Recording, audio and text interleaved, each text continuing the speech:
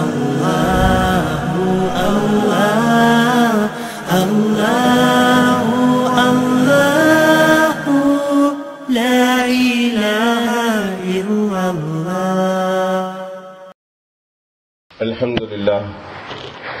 لله وكفى عباده الذين اصطفى خصوصا على سيد الرسل وخاتم الانبياء وعلى آله الاتقياء واصحابه الاسفياء اما بعد فاعوذ بالله السميع العليم من الشيطان الرجيم بسم الله الرحمن الرحيم فمن يرد الله ان يهديه يشرح صدره للاسلام ومن يريد أن يضله يجعل صدره ضيقا حرجا كأنما يصعد في السماء كذلك يجعل الله الرجس على الذين لا يؤمنون صدق الله العظيم. اللهم صل على محمد وعلى آل محمد كما صليت على إبراهيم وعلى آل إبراهيم إنك حميد مجيد. اللهم بارك على محمد وعلى آل محمد كما باركت على إبراهيم وعلى آل إبراهيم إنك حميد مجيد. یا حی یا قیوم لا الہ الا انت یا ذا الجلال والاکرام برحمتک استغیث استغفر اللہ ربی من کل ذنب واتوب الیہ استغفر اللہ ربی من کل ذنب واتوب الیہ استغفر اللہ ربی من کل ذنب واتوب الیہ. میرے انتہائی واجب الاحترام بزرگوں اور عزیز دوستو، السلام علیکم ورحمۃ اللہ وبرکاتہ. اللہ رب العزت کی عطا کردہ توفیق سے آج آپ کی اس مسجد میں پہلی بار آنے کا اتفاق ہو رہا ہے. دعا کیجیے اللہ سبحانہ و تعالیٰ میرا یہاں آنا اپنی پاک بارگاہ میں قبول و مقبول فرمائے، اور اللہ سبحانہ و تعالیٰ اس مجلس کو میرے اور آپ کے لیے آخرت میں نجات کا اور مغفرت کا ذریعہ فرمائے، اور اس انتہائی مختصر وقت میں مجھ سے اللہ سبحانہ و تعالیٰ کچھ ایسی بات کہلوا دے جو میرے لیے بھی اور آپ کے لیے بھی نفع کا ذریعہ بن جائے، دنیاوی اور اخروی نفع کا اللہ تعالیٰ ذریعہ بنا دے. آمین یا رب العالمین. وما ذلک علی اللہ بعزیز. سب سے پہلے تو میں عرض کروں گا کہ صرف آج کی مجلس کے حوالے سے نہیں، جب بھی کہیں کبھی دین کی مجلس میں اللہ سبحانہ و تعالیٰ شرکت کا موقع عطا فرمائے اور آپ کی حاضری ہو تو اس بات کا انتہائی درجے کا خیال رکھیے گا، اور اللہ مجھے بھی رکھنے کی توفیق دے کہ ہم وہاں پہنچ کر انتہائی ادب کا مظاہرہ کریں اور ادب کے ساتھ ہم اللہ سبحانہ و تعالیٰ کی کلام کو اور اس کے حبیب و محبوب حضرت محمد صلی اللہ علیہ وسلم کی حدیث پاک کو اور شریعت کی بات کو سنیں. جتنا ادب کا مظاہرہ کریں گے، جتنا ادب کا خیال کریں گے، انشاءاللہ ثم انشاءاللہ تعالی اتنا ہی اللہ سبحانہ و تعالی کی رحمتیں اور برکتیں آپ کے ساتھ شامل حال ہوگی.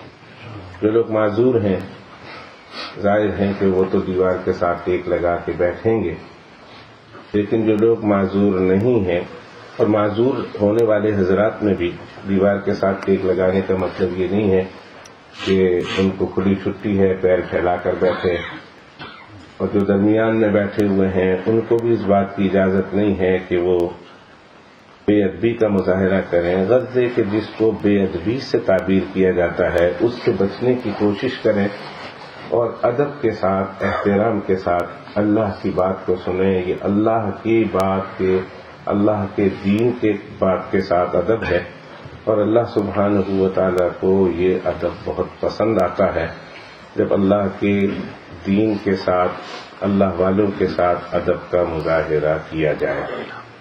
کہتے ہیں، آپ نے سنا ہوگا، مفسرین لکھتے ہیں، علماء نکات لکھتے ہیں کہ وہی فرعون کے جادوگر جو فرعون کی طرف سے حضرت موسیٰ علیہ السلام کو شکست دینے کے لیے میدان میں اترے تھے، اور سب سے پہلے انہی جادوگروں کو اللہ سبحانہ و تعالیٰ نے ہدایت سے نوازا. وہ جو حضرت موسیٰ علیہ السلام کے مقابلے میں اترے تھے اور سب سے پہلے فرعون کے گروپ میں سے جن کو ہدایت ملی ہے وہ یہی جادوگر ہے۔ قرآن مجید و فرقان حمید میں اللہ سبحانہ و تعالی نے اس پورے واقعات کو کئی جگہ بیان کیا۔ علماء لکھتے ہیں کہ آخر ایسا کیا ہو گیا کہ ابھی تو آئے تھے حضرت موسیٰ علیہ السلام کا مقابلہ کرنے کے لیے فرعون کی طرف سے، اور ابھی کوئی اتنی بڑی بات بھی نہیں ہوئی کہ اللہ سبحانہ و تعالی نے انہیں ہدایت دے دی۔ تو لکھتے ہیں کہ انہیں اللہ سبحانہ و تعالی کو ان کا ایک بہت بڑا ادب پسند آیا۔ وہ ادب کیا تھا کہ انہوں نے حضرت موسیٰ علیہ السلام سے یہ پوچھا کہ موسیٰ علیہ السلام، مقابلہ شروع ہو رہا ہے تو بتائیے کہ پہلے آپ اپنا کرتب دکھائیں گے یا ہم دکھائیں؟ آپ پہلے شروع کریں گے یا ہم کریں؟ حضرت یہ ایک ادب ہے۔ اللہ تعالیٰ کو جادوگروں کی یہ ادب بہت پسند آئی، اور اللہ سبحانہ و تعالیٰ نے حضرت موسیٰ علیہ السلام کے محض اس ادب کرنے کے نتیجے میں انہیں ایمان کی دولت سے مالا مال کر دیا۔ بہت بڑی چیز ہے ادب۔ اللہ کے کلام کا، اللہ کے پیغمبر علیہ السلام کے کلام کا، ان کی ذات کا، ان کی شریعت کا ادب اللہ کو بہت پسند ہے، اور درجہ بدرجہ جو چیز اللہ سبحانہ و تعالیٰ اور اس کے حبیب و محبوب اور اس کی شریعت سے منسلک اور منسوب ہوتی چلی جاتی ہے، ان تمام چیزوں کا ادب اللہ سبحانہ و تعالیٰ کو بے حد پسند ہے۔ کوشش کیجیے اللہ کے رسول سے منسوب جو بھی چیزیں ہیں صلی اللہ علیہ وسلم، ان کے ادب کرنے میں آپ انتہا کر دیجیے۔ میں یہی کہوں گا، جتنا ادب کر سکتے ہیں آپ اتنا ادب کر ڈالیے، پیچھے نہ رہیے، پھر دیکھیں گے کہ اللہ سبحانہ و تعالیٰ کیسے نوازتے ہیں۔ زبیدہ ہارون الرشید کی بیوی ہے، مرنے کے بعد کسی نے اس کو خواب میں دیکھا، پوچھا کیا ہوا؟ اللہ نے میری مغفرت کر دی، میرے ساتھ بہت اچھا اللہ نے معاملہ کیا۔ کہا ہاں، آپ نے کام بھی تو بہت ایسے اچھے کیے تھے کہ جس کی وجہ سے امید تھی کہ آپ کی مغفرت کر دی جائے گی۔ نہر زبیدہ آپ نے بنائی ہے، قرآن محل آپ نے بنائے ہیں، آپ کے یہاں ہمیشہ قرآن پاک کی تلاوت ہوتی تھی۔ 24 گھنٹے ایسا محل بنایا تھا زبیدہ نے جہاں 24 گھنٹے قرآن مجید کی تلاوت ہوتی تھی۔ ایسی سینکڑوں کنیزائیں تھی، اس کی باندیاں تھی، جو اس کی باندی خاص باندی میں شامل ہونے کے لیے ضروری تھا کہ وہ حافظ قرآن ہو، اور ان کو ایسے ٹائمنگ کے ساتھ ان کو چلایا ہوا تھا کہ ایک محل، ایک کمرہ بنایا ہوا تھا، وہاں 24 گھنٹے قرآن مجید کی تلاوت، اور باندیاں اور وہ کنیزائیں قرآن شریف کی تلاوت میں مشغول تھی۔ ایسے کئی نیکی کے کام کیے۔ تو زبیدہ نے کہا کہ ہاں یہ ساری نیکیاں تھی، لیکن اللہ سبحانہ و تعالیٰ نے مجھے ایک ایسی نیکی کی وجہ سے بخش دیا جو بخشش کا ذریعہ میری نیکی بنی، وہ ان میں سے کوئی نہیں، وہ ایک اور وجہ بنی۔ انہوں نے کہا وہ کون سی نیکی بنی؟ انہوں نے کہا وہ نیکی بنی کہ ایک دن میں اپنے سہیلیوں کے ساتھ باغ میں ٹہل رہی تھی، یکایک مسجد کے میناروں سے اذان شروع ہو گئی، اور چونکہ میں تھی سہیلیوں کے ساتھ، باندیوں کے ساتھ، تو گرمی کے دن تھے، میرے سر پہ دوپٹہ نہیں تھا، اوڑھنی نہیں تھی، اور جیسے ہی اذان شروع ہوئی میں نے فوراً اللہ کے نام کی عظمت کے خاطر میں اپنے دوپٹے کو، اوڑھنی کو جو گلے میں تھا، میں نے سر پہ رکھ لیا۔ الحمدللہ ثم الحمدللہ ہمارے یہاں آج بھی عورتوں میں یہ مزاج ہے۔ بہت سارے عورتوں میں، گھروں میں ابھی بھی یہ رواج ملتا ہے کہ جب اذان سنتی ہیں تو اذان سنتے ہی فوراً سر پر دوپٹہ ڈال دیتی ہیں، اور اچھے الفاظ جو ان کی زبان پہ، جو ان کے ماں باپ نے ان کو سکھائے تھے، ان کے بزرگوں سے، ان کے خاندان سے ان کو ملا تھا، وہ بولتی ہیں۔ لیکن ہماری بچیوں سے، ہماری نوجوان نسلوں سے یہ عمل مفقود ہوتا جا رہا۔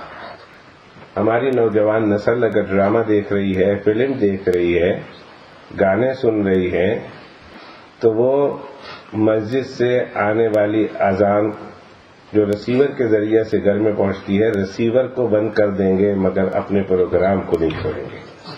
ایسا ہوتا ہے۔ اللہ ان بچیوں کو ہدایت عطا فرمائے۔ اللہ آج کل کی نوجوان نسل، یہاں ضروری نہیں کہ اسی ملک میں ایسا ہو رہا، ہمارے ہندوستان، پاکستان، بنگلہ دیش، اپنے ملکوں میں بھی اب یہ رواج شروع ہو گیا۔ آواز بند نہیں کرتی، اذان کی آواز دبانے کی کوشش ہو رہی ہے، لیکن جو ڈرامے دیکھ رہے ہیں، جو پروگرام دیکھ رہے ہیں، فلمیں چل رہی ہیں، ان کی آواز بہرحال کم نہیں کریں گے۔ بند کرنا تو بڑی دور کی بات۔ وہ آپ نے سنا ہوگا، میں نے ایک واقعہ پڑھا ماہنامہ ختم نبوت میں، اور یہ واقعہ کتابوں میں بھی میں نے پڑھا۔ پاکستان کا واقعہ ہے، ہندوستان کا واقعہ ہے، بہرحال ہمارے یہاں کا واقعہ ہے کہ مغرب کی اذان ہو رہی تھی، گانے پروگرام پیش کیا جا رہا تھا ٹیلی ویژن پر، تو اذان جب شروع ہو گئی تو ماں اپنی بیٹی سے کہہ رہی ہے کہ بیٹا اذان ہو رہی ہے، اذان کی ادب کی وجہ سے آواز بند کر دے۔ تو بیٹی کہنے لگی اماں اذان تو 5 وقت روزانہ ہوتی ہے، یہ جو پروگرام میرا آ رہا ہے یہ دن میں ایک ہی مرتبہ ہے، ہفتے میں ایک ہی مرتبہ آتا ہے، میں یہ آواز بند نہیں کروں گی، اور میرا فیوریٹ پروگرام یا میرا فیوریٹ گانا آ رہا میں بند نہیں کروں گی۔ بیٹی نے صاحب انکار کر دیا۔ تھوڑی دیر کے بعد ماں نماز شروع کر رہی، اور نماز کے دوران ماں نے سنا اوپر دھڑم سے کوئی چیز کے گرنے کی آواز آئی۔ نماز کے بعد جب ماں نے جا کر دیکھا تو اس کی وہی بیٹی جو اذان کے موقع پر گانا سن رہی تھی اوندا منہ پڑی ہے اور چاروں طرف خون و خون پھیلا ہوا ہے۔ جب اس کی ماں نے اس کو جگانے کی کوشش کی، سمجھی بے ہوش ہے، جب اس کو اٹھانے کی کوشش کی تو پتہ چلا کہ وہ تو مر چکی ہے۔ پھر آگے بڑا عبرتناک واقعہ ہے۔ مسجد سے جب بلایا گیا اس بچی کو اٹھانے کے لیے، تو جب اسے اٹھاتے تھے اس کی باڈی ایسی اسٹف ہو گئی تھی، اتنی بھاری ہو گئی تھی کہ عورتیں مرد بھی اس کی باڈی کو نہیں اٹھا سکتے، کئی مرد مل کر بھی اس کی باڈی نہیں اٹھا سکتے۔ پھر اس کے بعد اس محلے میں ایک اللہ والے تھے، ان سے جا کر دعا کرانے کی درخواست کی، تو انہوں نے سب کچھ واقعہ سننے کے بعد کہا ایسا کرو، اس باڈی کو اٹھانے کے ساتھ ساتھ جو ٹیلی ویژن تھا یا جس پر وہ پروگرام دیکھ رہی تھی اس کو بھی اٹھاؤ۔ چنانچہ جب ٹیلی ویژن کو اٹھاتے تھے اس کی باڈی ہلکی ہو جاتی تھی، اور جب ٹیلی ویژن رکھ دیتے تھے تو پہاڑ سے زیادہ بھاری اس کی باڈی ہو جاتی تھی، یہاں تک کہ قبرستان میں دفن ہونے تک وہ ٹیلی ویژن اس کے آگے آگے چلتا رہا۔ غسل کرایا جا رہا، لینے مسجد میں لے جا رہے ہیں تو ٹیلی ویژن آگے ہیں، نماز جنازہ کے لیے اس کو لے جایا جا رہا وہ ٹیلی ویژن آگے ہے، قبرستان لے جایا جا رہا وہ ٹیلی ویژن آگے ہیں، جب تک کہ اس کو قبر میں نہیں رکھ دیا گیا اس وقت تک ٹیلی ویژن آگے تھا۔ ہماری نوجوان نسل سے بہرحال یہ بات ختم ہوتی جا رہی ہے، اور یہ ہماری ذمہ داری ہے کہ ہم جو اپنے بڑوں سے، اپنے پرکھوں سے، اپنے اسلاف سے جو یادیں لے کر آئے ہیں، جو اچھی باتیں لے کر آئے ہیں، اب ہماری ذمہ داری ہے کہ ہم اپنے بچوں میں اسے منتقل کریں۔ اگر ہم نے خدا نہ خواستہ ہم نے کوتاہی کی تو جتنے وہ مجرم ہوں گے آج کل کی نوجوان نسل، اتنے اللہ کی پاک بارگاہ میں ہم بھی مجرم ہوں گے کہ ہم نے کیوں نہیں سکھایا۔ ہماری ذمہ داری ہے کہ ہم ماں اپنی بچی کو سکھائے، باپ اپنی اولاد کو سکھائے کہ اذان کا ادب کرنا ہے اور قرآن مجید کا ادب کرنا ہے، وغیرہ وغیرہ جتنے بھی ادب ہیں، یہ جو ہم سکھاتے ہیں، جو ہم نے سیکھا ہے اپنے بڑوں سے، وہ ہمیں اپنے بچوں تک اس کو منتقل کرنا ہے۔ تو انہوں نے کہا میں گھوم رہی تھی اور اچانک اذان ہو گئی تو میں نے وہ 2 پٹا اپنے سر پہ لے لیا، اللہ کے نام کی عظمت کی خاطر، اللہ کو میرا یہ عمل پسند آیا، فرمایا زبیدہ مجھے تیرا یہ عمل پسند آیا، تیرے اس ایک عمل کی برکت سے میں نے تیری زندگی کے سارے گناہ معاف کر دیے اور تیرے لیے اسی وقت جنت کے فیصلے کر دیے۔ دوستو، اللہ کے دین کا ادب، اللہ کے نام کی عظمت۔ حضرت بشر حافی رحمت اللہ علیہ، جن کا نام آپ نے سنا ہوگا، زمانہ ہے امام احمد ابن حنبل رحمت اللہ علیہ کا، بڑا اچھا زمانہ تھا۔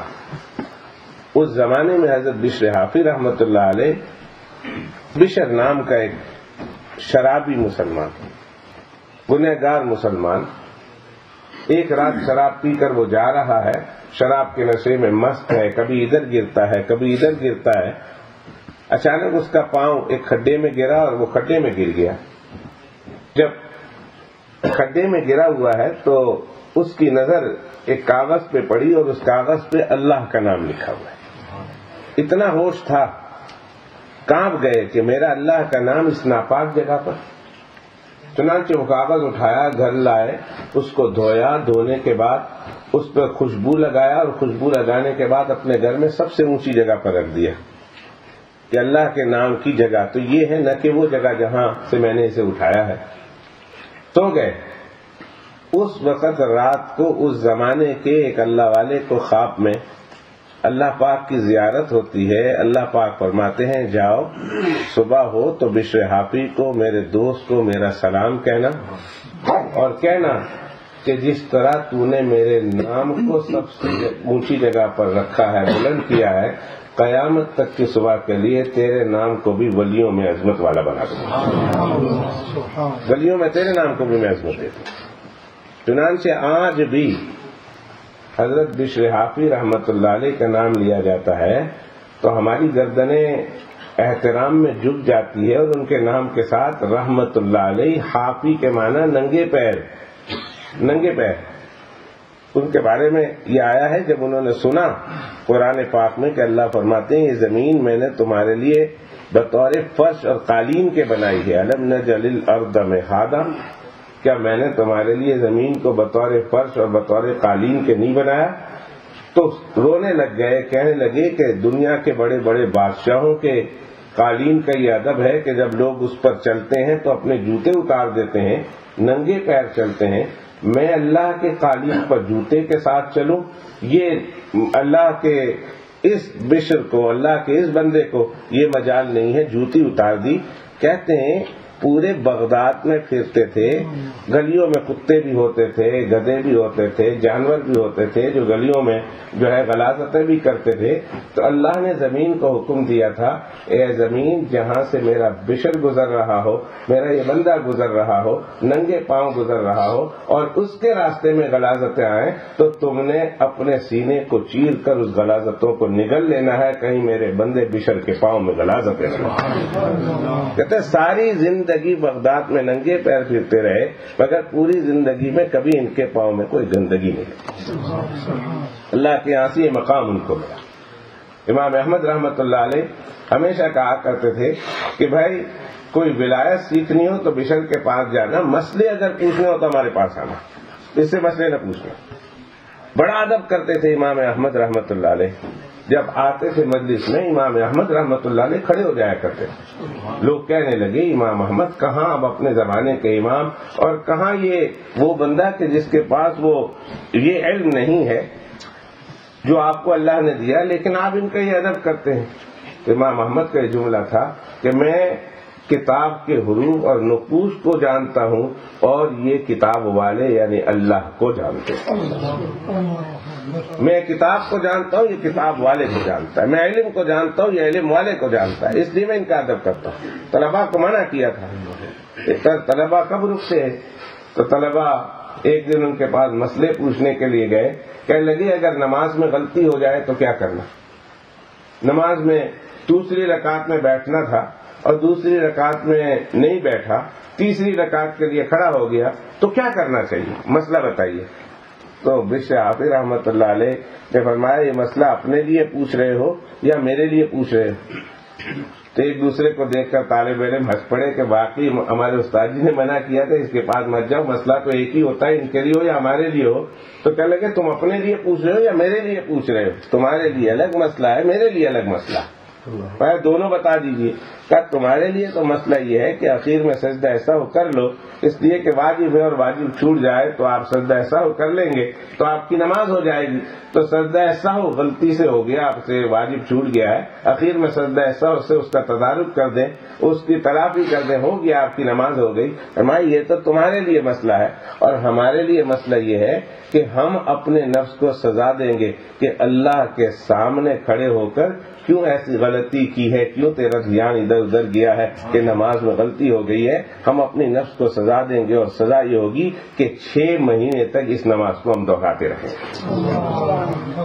اس ایک نماز کو ہم 6 مہینے تک دہراتے رہیں گے کہ تم اللہ کے سامنے کھڑے ہو کر بھی تمہیں اللہ کا دھیان نہ رہا، کسی دنیا کے کسی دھیان میں پھر گئے ہو جس کی وجہ سے تمہاری نماز چلی گئی، خراب ہو گئی۔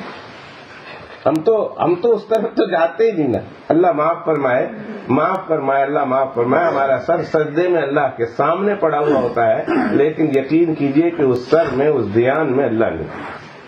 میں اپنی نماز کی بات کر رہا ہوں کہ میں اپنی پچھلی زندگی کی ساری نمازوں پر غور کرتا ہوں تو مجھے شاید زندگی میں ایک نماز بھی ایسی میری نظر نہیں آتی کہ جس میں سر تو اللہ کے سامنے پڑا ہو اور اس میں اللہ بھی ہو۔ سجدے میں سر ہوتا ہے، نماز میں ہم اللہ کے سامنے ہوتے ہیں، رکوع اللہ کو کرتے ہیں، سجدہ اللہ کو کرتے ہیں، لیکن اللہ ہماری نمازوں میں نہیں ہوتا۔ پوری 2 رکعت گزر جاتی ہے لیکن پوری 2 رکعت میں اللہ سبحانہ و تعالیٰ نہیں ہوتے، ورنہ دنیا کی ہر چیز ہوتی ہے، گاڑیاں ہوتی ہے، بلکہ ہمارے ملکوں کی مجھا اور گائے اور بھینسیں بھی ہوتی ہے، ہماری گلی کے ککڑ اور کتے بھی ہوتے ہیں، لیکن اگر نہیں ہوتا تو اللہ نہیں ہوتا۔ اللہ کے اس اللہ کے لیے ہم رکوع کر رہے ہیں، اللہ کے لیے سجدہ کر رہے ہیں۔ ہمارے ذہنوں میں اور سب کچھ ہوتا ہے، بازار میں کیا لینا ہے، بازار میں کیا دینا ہے، شاپ میں کیا ہو رہا، ملک میں کیا ہو رہا، گھروں میں کیا ہو رہا، اسٹریٹ میں کیا ہو رہا، سب کچھ ہوتا ہے اس نماز میں۔ اس نماز میں اگر نہیں ہوتے تو اللہ نہیں۔ اللہ تعالیٰ مجھے وہ نماز پڑھنے کی توفیق عطا فرمائے کہ جس میں شروع سے لے کر اخیر تک ماں سوائے اللہ سے کچھ نہیں ہو۔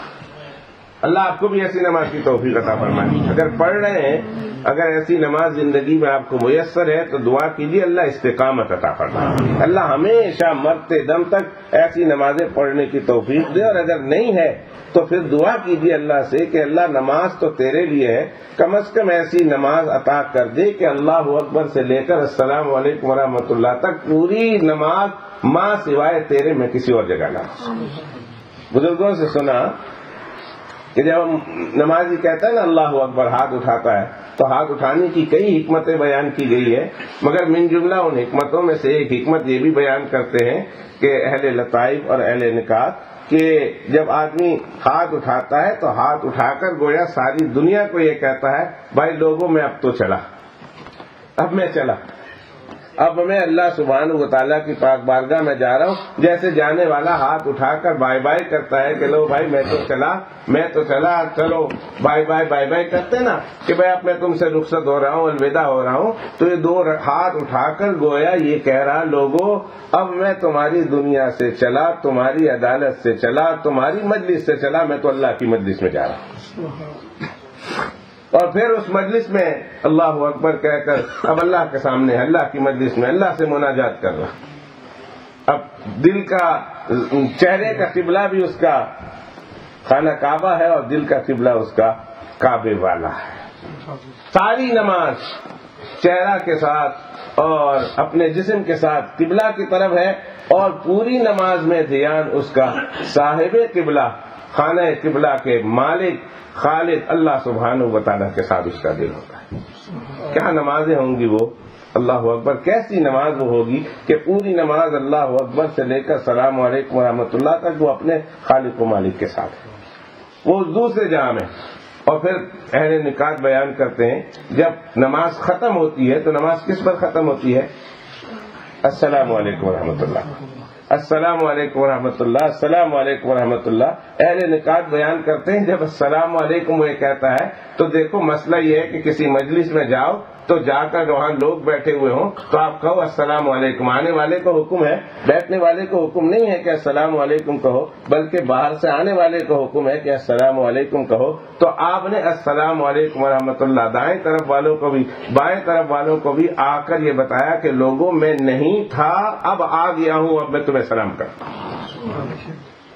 گیا تھا تو سب کو بائے بائے کر کے گیا، اور آیا تو سب کو السلام علیکم ورحمۃ اللہ کر رہا، گویا میں اس مجلس میں نہیں تھا، میں تو کسی اور مجلس میں تھا، اور اس مجلس میں نے اللہ سبحانہ و تعالیٰ کی تصور میں اور خیال میں اور دھیان میں اللہ سبحانہ و تعالیٰ کے ساتھ مناجات کی، اللہ کی زیارت کی، اللہ کے پیغمبر علیہ الصلوۃ والسلام کی تصور میں نے زیارتیں کی، تصور میں نے حضرت صلی اللہ علیہ وسلم سے ملاقات کر کے آیا ہوں، وہ ساری کیفیتیں اللہ مجھے آپ کو نصیب فرمائے۔ یہ تحیات للہ والصلوات والطیبات، آپ یہ پڑھتے ہیں نا، التحیات للہ والصلوات والطیبات، یہ تمام قولی عبادتیں، تمام فعلی عبادتیں، تمام مالی عبادتیں، اے اللہ ہم سب تیرے لیے ہیں، ہم تیرے حضور پیش کرتے ہیں۔ یہ وہ معراج کے واقعے کی صرف حکایت نہیں بیان کر رہے ہیں جو جناب رسول اللہ صلی اللہ علیہ وسلم نے جو ہے بتائی تھی اور اللہ کے سامنے کی تھی، بلکہ آپ اپنی بھی اللہ سبحانہ و تعالیٰ کے سامنے حاضر ہو کر آپ بھی اللہ سبحانہ و تعالیٰ کو یہ سب کچھ تحفہ پیش کرتے ہیں۔ التحیات للہ والصلوات والطیبات، اتنا بڑا مقام ملا، اللہ کے سامنے کھڑے ہیں، تحفے بدلے میں آج آ رہے ہیں، اللہ کو آپ تحفہ دے رہے ہیں۔ یہ مقام آپ کو کہاں سے ملا؟ آپ کو اللہ کی پاک بارگاہ تک پہنچنے کا یہ رستہ کس نے بتایا؟ جب آپ اس مقام پر پہنچتے ہیں کہ التحیات للہ والصلوات والطیبات، اتنا اونچا مقام ہے کہ میں اللہ کی پاک بارگاہ میں بیٹھا ہوں اور اللہ سے راز و نیاز کر رہا ہوں، تحفے دے رہا ہوں اللہ کو، اللہ سے بات کر رہا ہوں۔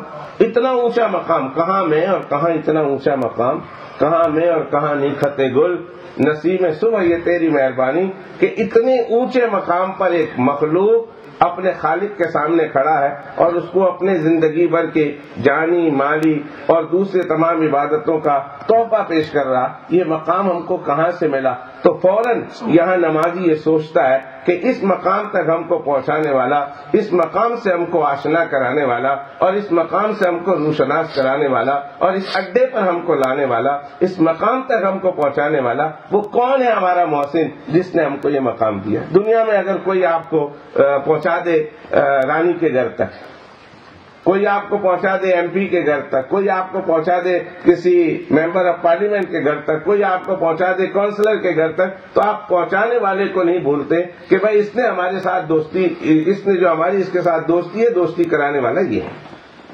ہم اس کی ساری زندگی تا حیات اس کی زندگی جو ہے ہم اس کی تابعداری کرتے ہیں، اس کا شکر ادا کرتے ہیں کہ یار اس نے ہماری دوستی کو ان سے کرا دی، اس نے ہماری دوستی فلاں سے کرا دی، اس نے ہماری دوستی فلاں سے کرا دی۔ ایک دنیا دار ہو یا دیندار ہو، کوئی آدمی کسی سے ملاقات کرا دیتا ہے اور اس سے اس کو فائدہ پہنچتا ہے تو آدمی اس کو کبھی بھولتا نہیں، اور اچھا آدمی کبھی بھی نہیں بھولتا۔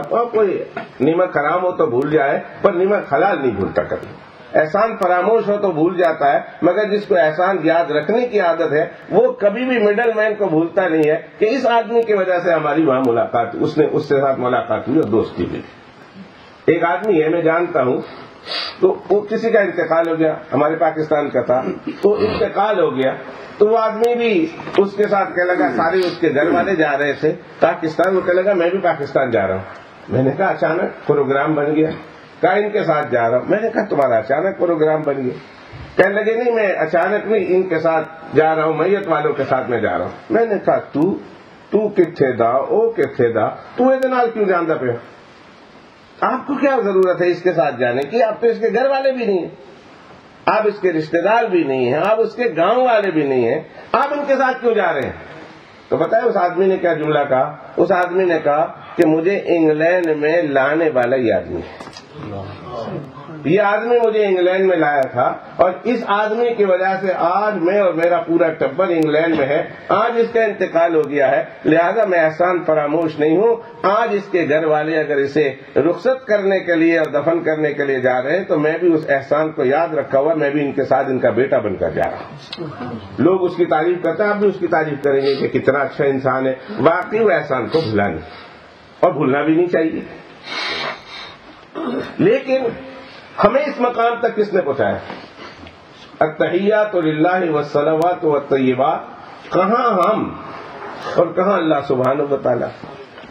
ہم اللہ کی پاک بارگاہ میں پہنچ گئے اور اللہ کی پاک بارگاہ میں بیٹھے اللہ سے بات کر رہے ہیں، اور پھر بات بڑی آگے بڑی، رکوع کی اجازت ملی، سجدے اس کے قدموں میں جو ہے سر رکھنے کی اجازت ملی، اب بیٹھ کر اللہ سبحانہ و تعالیٰ سے تحائف کا تبادلہ ہو رہا، آپ دے رہے اللہ سبحانہ و تعالیٰ کو اتنا اونچا مقام، یہ آپ کو کس کی وجہ سے ملا؟ تو ہمیں یاد آتا ہے التحیات للہ والصلوات والطیبات، اب ہمیں یاد آتا ہے کہ یہ مقام ہمیں یہاں کس کی برکت سے ملا ہے، تو ہمارے ذہن میں وہ بات آتی ہے کہ ہم اس مقام تک ہرگز نہ پہنچتے جب تک کہ جناب محمد الرسول اللہ صلی اللہ علیہ وسلم کی رہنمائی نہ ہوتی۔ ہمیں تو یہ مقام ہمارے آقا کی وجہ سے ملا، ہمیں تو یہ مقام جناب محمد الرسول اللہ صلی اللہ علیہ وسلم کی برکت سے ملا۔ اگر آقا تشریف نہ لاتے اور آقا ہمیں یہ سب کچھ بتاتے نا، تو آج ہم اس مقام تک ہرگز نہ پہنچتے۔ اب آقا علیہ الصلوۃ والسلام کی وجہ سے ہم کو یہ مقام ملا ہے، یہ رفعتیں ملی، یہ بلندیاں ملی، یہ مقام قرب اور مقام خاص نصیب ہوا ہے، تو اس ذات کی وجہ سے جس کو عبداللہ کا فرزند ارجمند اور آمنہ کا در یتیم کہتے ہیں، جسے صاحب لولاک کہتے ہیں، جسے صاحب وسیلہ کہتے ہیں، جسے صاحب شفاعت کہتے ہیں، جسے رحمت للعالمین شفیع المذنبین کہتے ہیں، جناب محمد الرسول اللہ صلی اللہ علیہ وسلم۔ تب ان کی وجہ سے آئے، تو اب اس وقت اللہ کے پیغمبر علیہ الصلوۃ والسلام کیا تصور ہونا چاہیے؟ بخاری شریف کی شرح اٹھا کر دیکھیے، علامہ ابن حجر اسقلانی رحمۃ اللہ علیہ نے بھی لکھا، اور بہت سارے بزرگوں نے یہ بات لکھی ہوئی ہے، اور میں اپنی طرف سے نہیں کہہ رہا، بزرگوں کے کلام کو نقل کر رہا ہوں، کہ اس موقع پر ایک نمازی کو یہ تصور آنا چاہیے، یہ سوچنا چاہیے، یہ دھیان میں آنا چاہیے، اور آپ لوگوں کو آتا ہوگا انشاءاللہ تعالی، میں اپنے لیے کہہ رہا ہوں کہ تصور میں اس وقت آنا چاہیے کہ ہمیں تو یہ اتنا بلند و بالا مقام تو ملا ہی جناب رسول اللہ صلی اللہ علیہ وسلم کی طرف سے وجہ سے ہے، اور اللہ کے پیغمبر نہ ہوتے تو ہمیں تو خدا کی معرفت ہی نہ ہوتی، خدا کی یہ پہچان ہی نہ ہوتی۔ انبیاء دنیا میں تشریف کیوں لاتے ہیں؟ انبیاء کرام علیہ السلام کے دنیا میں تشریف لانے کا مقصد انسان کو اپنے اللہ کا حقیقی تعارف پیش کرنا ہوتا ہے، اپنے اللہ کی مرضیات اور نامرضیات سے اطلاع دینی ہوتی ہے، اپنے صحیح اللہ کا تعارف کرانا ہوتا ہے، اس لیے کہ انسان اپنے اس خواص کے ذریعہ سے، اس حواس سے خمسہ کے ذریعہ سے، آنکھ کے ذریعہ سے، ناک کے ذریعہ سے، زبان کے ذریعہ سے، کانوں کے ذریعہ سے، ہاتھ پیر کے ذریعہ سے، اور اس سے بڑھ کر عقل کے ذریعہ سے اپنے اللہ کو حقیقی تعارف حاصل کرنا چاہیں تو اپنے اللہ کا حقیقی تعارف ان کے ذریعہ سے نہیں حاصل۔ کوئی آنکھ کے ذریعہ سے دیکھ سکتے ہیں آپ اللہ کو، آپ اپنے زبان سے، اپنے کانوں سے، اپنے ہاتھ پیر سے اللہ سبحانہ و تعالیٰ کا حقیقی تعارف معلوم کر سکتے ہیں۔ آپ کو عقل کے ذریعہ سے اپنے اللہ کا حقیقی تعارف معلوم ہو سکتا ہے، اپنے اللہ کی حقیقت معلوم ہو سکتی ہے، کبھی بھی نہیں۔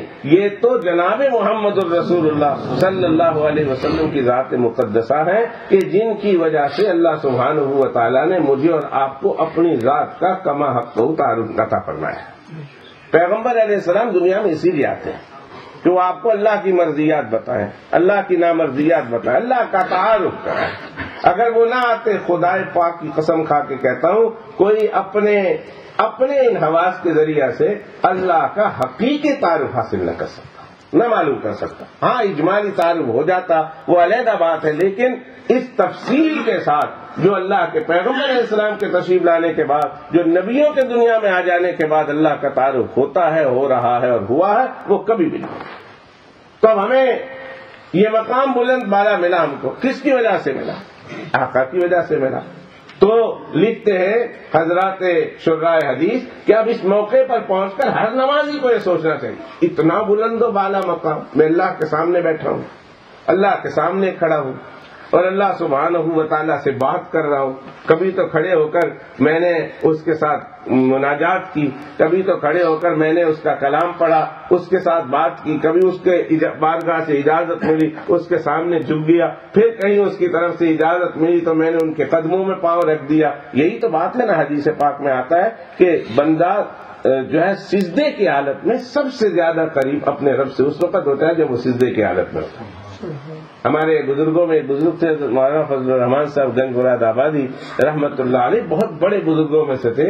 ان کے بارے میں حکیم امت مجدد دین و ملت عظیم المرتبت حضرت اقدس حضرت مولانا اشرف علی صاحب تھانوی نور اللہ مرقدہ نے لکھا، حضرت فرماتے میری ان کے ساتھ ملاقات ہوئی، میرا بچپنا تھا، میں چھوٹا تھا اور حضرت کی بہت بڑی عمر تھی، تو مجھے حضرت نے ایک دن بلایا قریب اور بلانے کے بعد کہا اشرف علی جب میں سجدے میں جاتا ہوں تو مجھے یوں معلوم ہوتا ہے کہ میں نے اللہ کے قدموں میں اپنا سر رکھ دیا ہے اور اللہ تعالیٰ پیار محبت سے میرے سر پر اپنا ہاتھ پھیر رہے ہیں. مجھے یوں محسوس ہوتا ہے کہ میں ایسا لگتا ہے میں نے اللہ کے قدموں پر اپنا سر رکھ دیا. اب مجھے ایسا سکون ملتا ہے، میری یہ کیفیت ہوتی ہے کہ میں یوں سمجھتا ہوں میرے سجدے میں کارپیٹ پر نہیں، زمین پر نہیں، اللہ کے پاؤں پر میں نے سجدہ کیا. اور پھر یہی نہیں، اور مجھے یوں محسوس ہوتا ہے جس طرح اللہ تعالیٰ گویا میرے بالوں میں، میرے سر میں شفقت کا ہاتھ پھیر رہے ہیں. اشرف علی یوں ایسا دل ہوتا ہے کہ اسی طرح سجدہ کرتے کرتے میری زندگی گزر جائے، میری روح نکل جائے اور میں سجدے سے سر واقعی ایسے عالم میں تو ایسے ہی مزہ آتا، ایسے مزہ آنا چاہیے. تو اتنا اونچا مقام آپ کو ملا، مجھے ملا. پھر اس کے بعد بیٹھ گئے اللہ کے سامنے اور اللہ سے بات چیت کر رہے، تحفہ دے رہے. آپ آخر یہ مقام ملا تو ہم کو اس ذات نے دیا نا، ان کی وجہ سے. تو اب نمازی تصور کی دنیا میں اب تلاش کرے، سوچے کہ جن کی وجہ سے مقام ملا وہ کہاں ہے. وہ بھی تو ہمارا محسن ہمیں ملے نا، ہم اس محسن کا بھی تو شکریہ ادا کریں، ہم اس محسن کے لیے بھی تو دعا کریں، ہم اس محسن کو بھی تو خراج عقیدت پیش کریں، ہدیہ تبریک پیش کریں. تو ایک نمازی سوچے، تصور کرے اور تصور میں ڈھونڈے کہاں ہے میرا وہ محسن کہ جس کو میں تلاش کروں، کہاں ہے میرا وہ محسن کہ جس کو میں تلاش کر کے میں ان کی پاک بارگاہ میں پہنچ کر ان کا شکریہ ادا کروں. تو لکھتے ہیں علامہ ابن حجر الہیثمی رحمۃ اللہ علیہ کہ تصور کی دنیا میں وہ یوں محسوس کرے کہ وہ میں نے جس کو تلاش کر رہا ہوں وہ تو مجھے مل گیا، اللہ کے عرش کے پائے کے پکڑے ہوئے کھڑے ہیں، یہ میرے محسن ہیں جناب محمد رسول اللہ صلی اللہ علیہ وسلم. تو اسی وقت وہ جب مل لیتا ہے، ان کی پاک بارگاہ میں پہنچ جاتا ہے، تو پھر ان کو کہتا ہے السلام علیکہ ایھا النبی ورحمۃ اللہ وبرکاتہ. اس وقت کہتا ہے السلام علیکہ ایھا النبی ورحمۃ اللہ وبرکاتہ. اور آپ روز پڑھتے ہیں اس کو. کبھی اس پڑھتے وقت ہمارا یہ تصور بنا، کبھی ہمارا یہ دھیان بنا، کبھی ہمارا یہ خیال بنا. اللہ کے سامنے کھڑے ہیں اور نماز کو جس توجہ اور جس دھیان کے ساتھ پڑھنی چاہیے تھی، جسم تو موجود ہے، خانہ کعبہ کی طرف بھی متوجہ ہیں، لیکن ہماری روح پتہ نہیں دنیا میں کہاں کہاں پھر رہی ہے. جس کے لیے نماز پڑھنے وہ نہیں یاد آ رہا اور ساری دنیا یاد آ رہی ہے. حالانکہ چاہیے تو یہ تھا کہ اللہ اکبر جب کہا، جیسے میں نے کہا اللہ اکبر جب کہا تو گویا ساری دنیا سے ہاتھ اٹھا لیا، ہاتھ اٹھا کر ساری دنیا کو جھٹک دیا اپنے پیچھے کہ بھائیو اب میں چلا، اب میں اس پاک بارگاہ میں جا رہا ہوں. اور دونوں ہاتھ اٹھا دیے. تو ہارون الرشید وہ ایک واقعہ چھوٹا سا یاد آیا کہ عالمگیر رحمت اللہ علیہ کے زمانے کا ایک ریاست کا ایک بہت بڑا بادشاہ اچانک لڑائی میں قتل ہو گیا. مسلمان تھا، بہت ہو گیا، ہندو تھا، جو کچھ تھا قتل ہو گیا. اب وہ ریاست پر اب کسی کو مقرر کرنا ہے. عالمگیر نے بلایا کہ آ جاؤ بھائی، اگلا تمہاری اس ریاست کا والی کون ہوگا، بڑا کون ہوگا. تو انہوں نے کہا دیکھو ویسے تو بہت سارے مدعی ہیں، لیکن اگر آپ چاہتے ہیں کہ ریاست میں امن سکون ہو اور کوئی جھگڑا نہ ہو تو پھر اس کے بیٹے کو بنا دو. انہوں نے کہا بیٹا ہے اس کا؟ کہاں کا کیا عمر ہے؟ انہوں نے کہا اس کی عمر 9-10 سال کی. تو عالمگیر کہنے لگے تمہارے پاس کوئی عقل ہے کہ نہیں، 9-10 سال کا بچہ اتنی بڑی ریاست کو سنبھال لے گا؟ کہا ہے تو چھوٹا ہے لیکن ہے عقل مند ہے، اور یہ سارے جو ہے وزیر مشیر اور یہ سارے بڑے بڑے جو ہے اس کو ایکسپٹ کر لیں گے، اور اگر آپ نے اس کو بتایا تو یہ پارٹی نہیں مانے گی، اس کو بنایا تو یہ پارٹی نہیں مانے گی، لہذا آپ اس کو بنا دیجیے. اور ہم کہتے ہیں، گارنٹی دیتے ہیں کہ آپ کی یہ ریاست جو ہے اچھی طرح چلے گی. عالمگیر رحمت اللہ علیہ کو اطمینان نہیں ہوا، کہنے لگے کہ اس کو بلا کے لے آؤ، میں اس کو ذرا دیکھنا چاہتا ہوں، ذرا میں بھی اس کا امتحان لے لوں. اس کو لے آئے. عجیب بات ہے ایسے وقت میں وہ عالمگیر کے پاس وہ لڑکا پہنچا کہ عالمگیر اپنے محل میں چاروں طرف پانی تھا، درمیان میں وہ ایک جگہ بنائی ہوئی تھی، گرمی کے دن تھے، وہاں بیٹھ کر جو ہے ٹھنڈک حاصل کر رہا تھا. کیا لیا اس کو یہیں لیا اور کسی کو اشارہ کیا کہ دیکھو جب یہ لڑکا آ جائے میرے پاس تو ایک کسی خاص ترتیب سے اس کے پاؤں کو دھکا دے دینا تاکہ یہ پانی میں گر جائے. ٹھیک. اب عالمگیر وہاں بیٹھا ہوا ہے اور وہ بچہ لایا گیا، 8-10 سال کا بچہ ہے، وہ لایا گیا اور لانے کے بعد ابھی بات کر رہا تھا تمہارا نام کیا ہے، تم یہ ہو تم وہ ہو. اس کے ہاتھ میں عالمگیر کے ہاتھ میں ملاقات کر رہا تھا. کسی سے پیچھے سے کسی نے اس کے دونوں پاؤں کھینچ لیے اور وہ دریا میں ڈوب گیا. ڈوب رہا ہے، ہنس رہا، ڈوبنے کے بعد ہنس رہا. سارے جو لے کر آئے نا وہ بھی حیران کہ اب یہ کوئی ہنسنے کا موقع تھا، اس کو تو چیخنا چاہیے تھا، چلانا چاہیے تھا، رونا چاہیے تھا، بچاؤ بچاؤ کے نعرے لگانے چاہیے تھے. کوئی آ کر بچاتا نہ بچاتا پر بچاؤ کے نعرے تو لگانے چاہیے تھے نا. وہ دلی میں ایک آدمی ڈوب رہا تھا اور ساری دنیا تماشا دیکھ رہی تھی. وہ چلا رہا تھا بھائی مجھے بچاؤ مجھے بچاؤ. اتنے میں ایک سکھ جو ہے وہ پورا ٹربن وربن 3 پیس سوٹ میں تھا، اچھے نئے بوٹ تھے، وہ کود پڑا اور بچا کے لے آیا اور بچے کو حوالے کیا. سارے اس کی تعریف کرنے لگے، سردار جی بہت اچھے ہو بہت اچھے ہو. انہوں نے کہا تعریف میری بعد میں کرنا، پہلے بتاؤ مجھے دھکا کس نے دیا، مجھے دھکا کس نے مارا تھا، مجھے پہلے یہ بتا، میں انہوں تک لینا. دھکا مارنے والا کون ہے؟ مجھے پہلے تو میری اس سے ملاقات کراؤ. میں گیا نہیں ہوں، مجھے تو کسی نے پھینکا ہے، دھکا مارا ہے. وہ انگریز ڈوب رہا تھا گجرات میں. اب میں نے گجرات کا نام لینا ہے، گجراتیوں میں بیٹھا ہوں تو وہ کہیں پتہ نہیں کہاں کا واقعہ. لطیفوں میں ایسی باتیں ہوتی نہیں ہے ایگزیکٹ مکان پر، وہ جیسے ہوتے ہیں جہاں جہاں ہوتے ہیں فٹ کر لیتے ہیں. ایک آدمی سے کسی نے پوچھا تم کہاں پیدا ہوئے، اس نے کہا ملتان میں.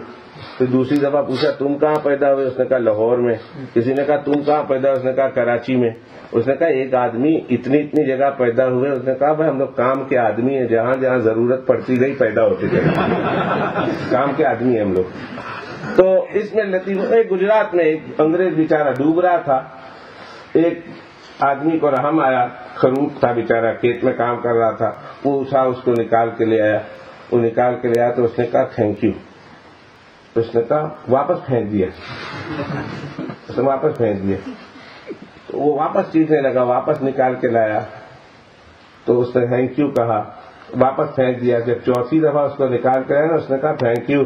تو اس نے کہا کیوں تیرے باپ کا نوکر لگا ہوا ہوں، جب نکال کے لاتا ہوں تو کہتا ہے thank you thank you thank you. میں تو میرا اور کوئی کام ہے کہ نہیں، اب میں دوبارہ تھینک یو والا بات نہیں کروں گا. میں تو بات کر رہا تھا وہ.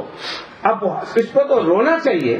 یہ ہنسرا، سارے وزیر بھی حیران ہیں، خود عالمگیر حیران ہے کہ اس بچے کو یہ وقت رونے کا ہے، ہنسنے کا نہیں ہے. یہ کیوں ہنس رہا؟ اس کو نکالا، اس کو اوپر لایا اور اس کو پوچھا بیٹا یہ جو تم ڈوب رہے تھے تیرنا آتا ہے؟ اس نے کہا نہیں تو نہیں آتا تیرنا. انہوں نے کہا پھر تمہیں اس وقت ہوش تھا جب تم پانی میں گرے تھے؟ کہا ہوش تھا نا. کہا پھر تم ہنسے تھے، روئے نہیں تھے؟ پاگل ہو جو ہنسے ہو، رونے کا وقت تھا تو روئے کیوں نہیں، ہنسے کیوں ہو؟ تو اس بچے نے جواب دیا بھائی میں کیوں روئے تو وہ کہ جس کے ہاتھ کسی کے ہاتھ میں نہ ہو. میرا تو ایک ہاتھ بادشاہ کے ہاتھ میں تھا، اور بادشاہ کا اشارہ بھی انسان کو تار دیتا ہے. یہاں تو پورے بادشاہ نے مجھے پکڑا ہوا تھا. تو جس کے ہاتھ بادشاہ کے ہاتھ میں ہو وہ شخصیت ڈوبا نہیں کرتی ہے، وہ شخصیت پار ہو جایا کرتی ہے. بادشاہ نے کہا تیسرا مسئلہ پوچھنے کی ضرورت نہیں، لے جاؤ اس کو ریاست کا والی بنا دو. اتنا ہوشیار انسان. ہم تو دونوں ہاتھ اللہ کو دے رہے ہیں.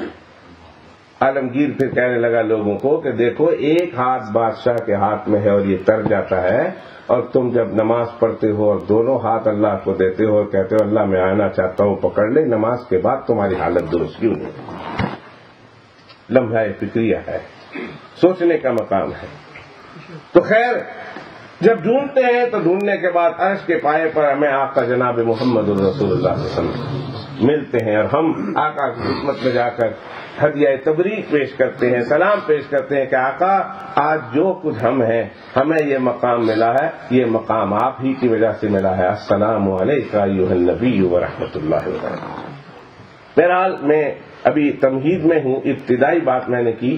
ایک بات تو یہ کرنی ہے کہ جب کبھی اس مجلس میں، اس مسجد میں بے شمار علماء کرام آتے ہوں گے اور بے شمار جو ہے مواقع آپ کو دین کی باتوں کے سننے کے ملتے ہوں گے، مقامی امام صاحب منبر و محراب سے آپ کو دین کی باتیں سنائی جاتی رہی ہوں گی اور سنائی جاتی رہیں گی انشاءاللہ تعالی، تو میں یہ کہنا چاہتا تھا کہ سب سے پہلی بات ذہن میں یہ رکھیں کہ کوئی بھی دین کی بات کرنے والا ہو، جہاں کہیں دین کی بات کی جا رہی ہو، ادب کیجیے۔ ادب پر اللہ سبحانہ و تعالیٰ دیتے۔ بشر حافظ رحمۃ اللہ علیہ کا میں واقعہ مکمل کروں۔ بشر حافظ رحمۃ اللہ علیہ نے کہا، ایک تو یہ کہ تمہاری تو یہ ہے کہ تم سجدہ سہو کر لو، تمہاری نماز ہو گئی، ہم اپنے نفس کو سزا دیں گے۔ اس مالک کے سامنے تم کھڑے ہو اور مالک کے سامنے کھڑے ہو کر تم نے تمہارا دھیان ادھر ادھر کیوں دیا، مالک سے ادھر ادھر کیوں ہٹائے؟ ہم اپنے نفس کو سزا دیں گے، سزا یہ ہوگی 6 مہینے تک اس سے یہی نمازیں پڑھواتے رہیں گے۔ کہا پھر اچھا ایک مسئلہ اور بتا دے۔ کہا کیا مسئلہ؟ کہا زکوٰۃ کتنے مال پر کتنی دینی؟ انہوں نے کہا تمہارے لیے پوچھ رہے ہو یا ہمارے لیے پوچھ رہے ہو؟ انہوں نے کہا ادھر پھر بھی ادھر یہ بات ہے۔ انہوں نے کہا ہاں ادھر بھی یہ بات ہے۔ انہوں نے کہا پھر بتاؤ۔ انہوں نے کہا بات تمہارے لیے تو یہ ہے کہ جتنا مال ہو جائے، اتنا مال ہو جائے تو سال میں اتنے مال پر جو ہے وہ 40 حصہ جو دے دینا ہے، 2.5% جو ہے وہ آپ نے دے دینا ہے، 40واں حصہ آپ نے دے دینا ہے، اور اس پر تمہاری زکوٰۃ ہو گئی۔ اور کہا آپ کی؟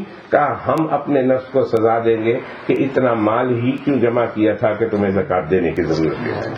بندے مر گئے تھے، غریب نہیں ملے تھے، فقیر نہیں ملے تھے، مسکین نہیں ملے تھے، کوئی حاجت مند اور ضرورت مند ختم ہو گئے تھے کہ تم نے اتنا مال جمع کیوں کیا تھا؟ تمہارے پاس مال جمع ہے اور تمہارے بھائی پریشان ہیں، ان کی راتوں کی نیندیں اڑ رہی ہیں، وہ راتوں کو آرام سے سو نہیں سکتے اس لیے کہ ان کے پاس چھوٹے چھوٹے بچے ہیں اور ان بچوں نے دودھ نہیں پیا ہوا، بڑی بڑی جوان بچیاں بیٹھی ہوئی ہیں جنہوں نے شادی نہیں کی۔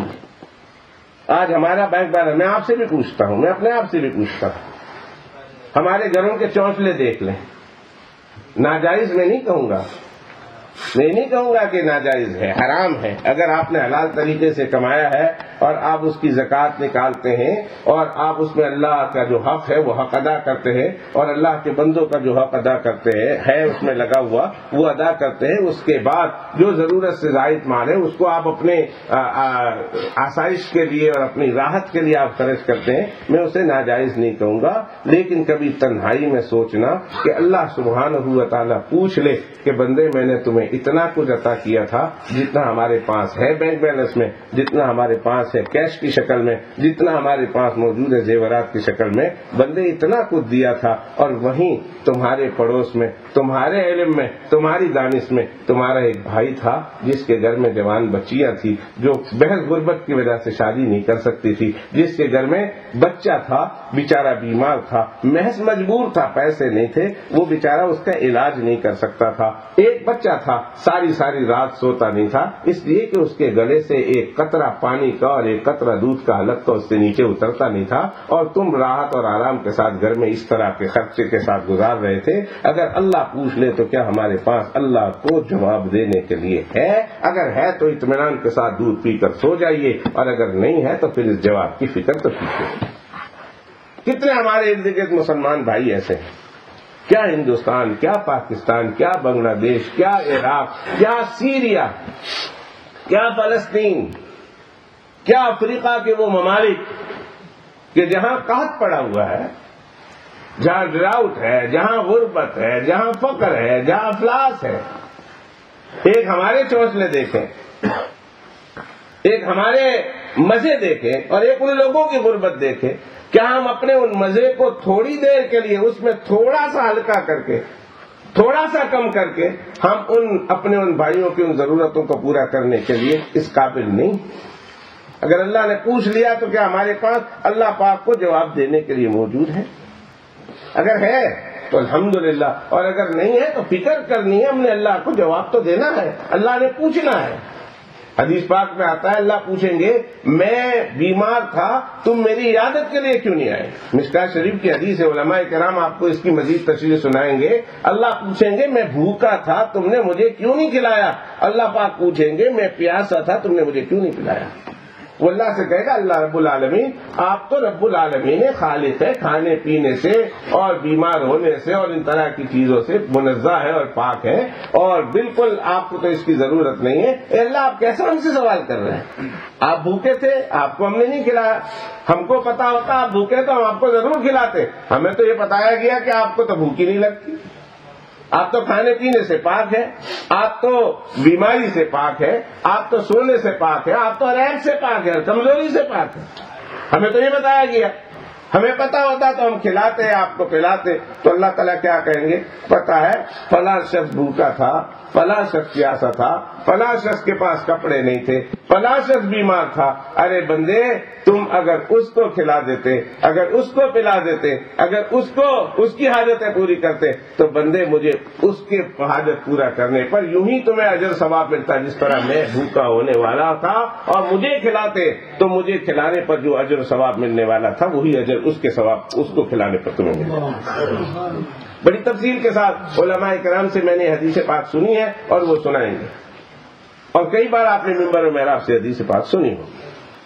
جب طلباء نے ایک اور سوال کر دیا، اب وہ سارے مشر حافظ رحمۃ اللہ علیہ کے سوال کا جواب کئی سوال کیے، اور پھر ہر ایک آپ کو اندازہ ہو گیا وہ اس انداز سے جواب دیتے تھے کہ طلباء حیران ہو جاتے تھے، اور اخیر میں واقعہ ملتا ہے کہ طلباء چیخ مار کر روتے ہوئے ان کی درسگاہ سے نکل گئے، ان کی مجلس سے نکل گئے کہ واقعتاً ایسی بات انہوں نے کہی ہے کہ ایسی بات تو کبھی ہم نے سوچی نہیں۔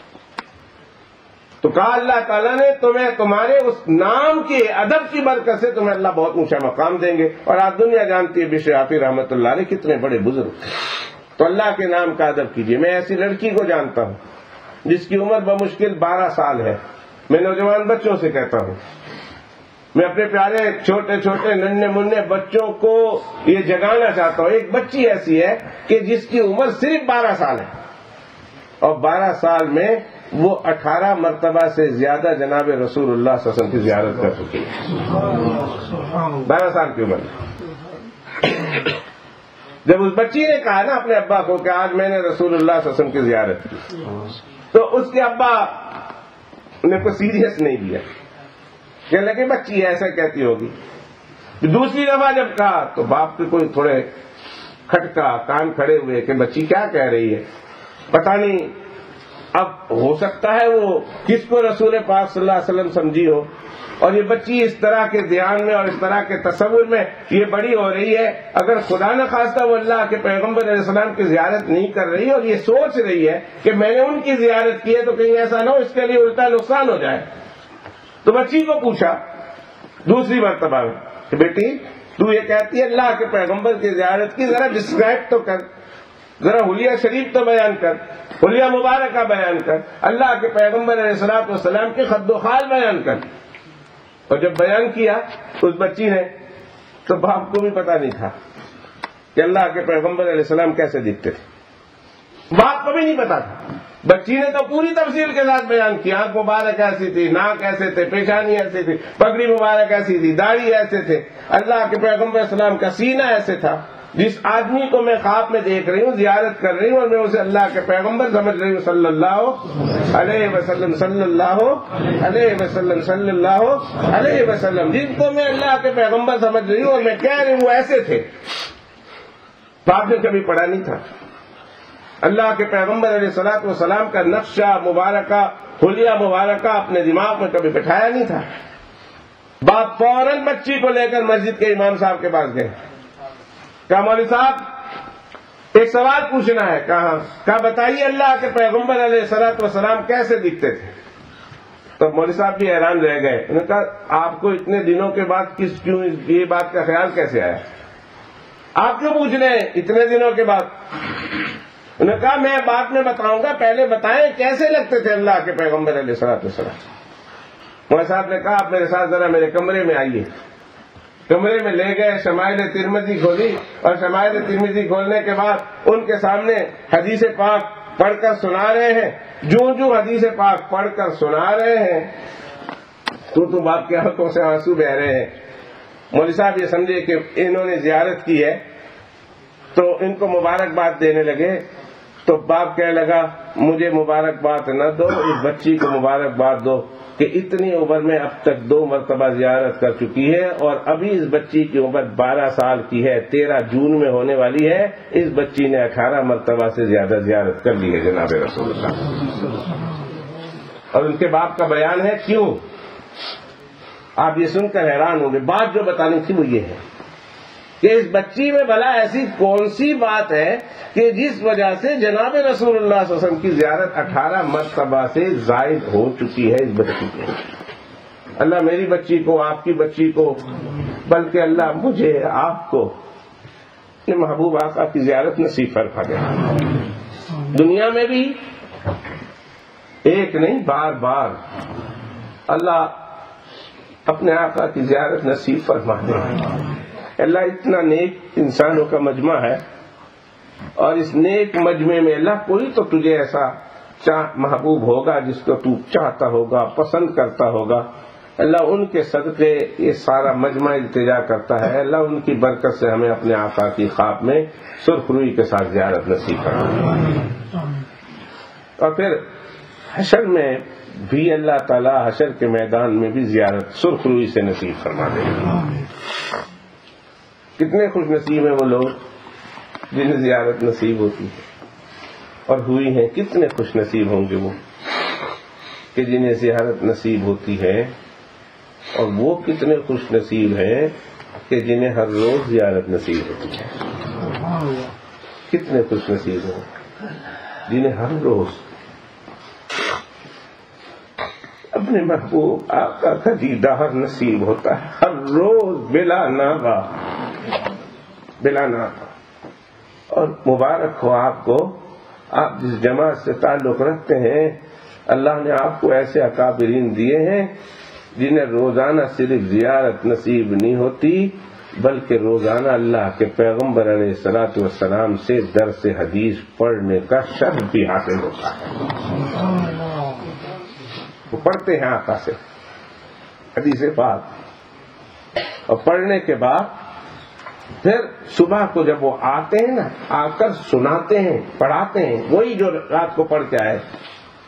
ہمارے بزرگوں میں ایک بزرگ تھے، بہت زیادہ حدیث پاک کے ساتھ رغبت تھی. میں آج کل جب دیکھتا ہوں اپنے ساتھیوں میں دیکھتا ہوں تو مجھے حضرت مفتی شبیر صاحب، اللہ ان کے علم میں، عمل میں، عمر میں، روحانیت میں، اللہ ان کے دین و دنیا ہر چیز میں اللہ برکت عطا فرمائے عافیت کے ساتھ. اللہ ان کے فیوز کو دور دنیا کے کونے کونے تک پہنچائے. حضرت مفتی صاحب کو جب میں ذوق و شوق دیکھتا ہوں، بس 10 منٹ کوئی استاد لیز ہونا چاہیے، مفتی صاحب اس کی کلاس میں بیٹھے ہوتے. طلبہ جانتے ہیں 10 منٹ بھی لیٹ ہو تو 1 حدیث پڑھا لوں، 2 حدیث پڑھا لوں. تو وہ ایسے ہی تھے، پڑھاتے رہے. کہیں وقت ملنے کی ضرورت ہے. ایک دن سارے اساتذہ کہیں گئے ہوئے تھے یا پڑھا چکے تھے، اور ان کے پاس بھی وقت تھا. انہوں نے پڑھایا، 10-15 منٹ پڑھایا، اور پڑھانے کے بعد اپنے کمرے میں جا کر بیٹھ گئے. طلبہ بڑے حیران، کیا اچھا کھلا ڈھلا موقع ہے پڑھانے کا، اور ان کو پتا ہے دوسرے نیکسٹ والے استاد نہیں آ رہے، لیکن آج حضرت نہیں پڑھا رہے. بڑے حیران پریشان، ڈر گئے کہیں ہم نے ان کو ناراض تو نہیں کر دیا، یا ہماری وجہ سے، یا بیمار تو نہیں. جب جا کے ان سے پوچھا تو انہوں نے پہلے تو بہت کہا بس اتنا پڑھنا تھا، پڑھانا تھا، ہو گیا آج. لیکن جب طلبہ سمجھ گئے، ان کو جانتے تھے، جب ان کو بہت مجبور کیا تو انہوں نے فرمایا بھائی میں زیادہ کیسے پڑھا سکتا ہوں کہ آج میں نے خود اتنا پڑھا ہے. نہیں سمجھے، لیکن کچھ تھے سمجھنے والے، سب نہیں سمجھے، یعنی سمجھے مطالعہ کم کیا ہوگا، اتنے یاد کر کے آئے ہوں گے، اتنے سبق کا انہوں نے آج جو ہے وہ مطالعہ کیا ہوگا، اسٹڈی کی ہوگی، سب نہیں سمجھے. پر 2-4 اور سمجھنے والے تھے. انہوں نے کہا حضرت آپ نے کہا اتنا ہی پڑھ کے آیا ہوں، تو کیا مطلب پچھلے 20 سال سے تو آپ پڑھا رہے ہوتے ہیں، آپ نے کہا اتنا ہی پڑھ کے آیا ہوں. آخر پڑھ کے آئے ہوں، کس سے پڑھ کے آئے ہیں؟ جب انہوں نے بہت مجبور کیا، کہا بڑا شریر ہے تو آخر تو بات کی تہ تک پہنچ ہی گیا. اور پھر جب دوسرے طلباء بھی جاگ گئے تو نے کہا حضرت بتا دیجئے, حضرت بتا دیجئے. فرمایا جو رات کو میں اپنے آقا سے پڑھتا ہوں وہ تمہیں صبح پڑھاتا ہوں.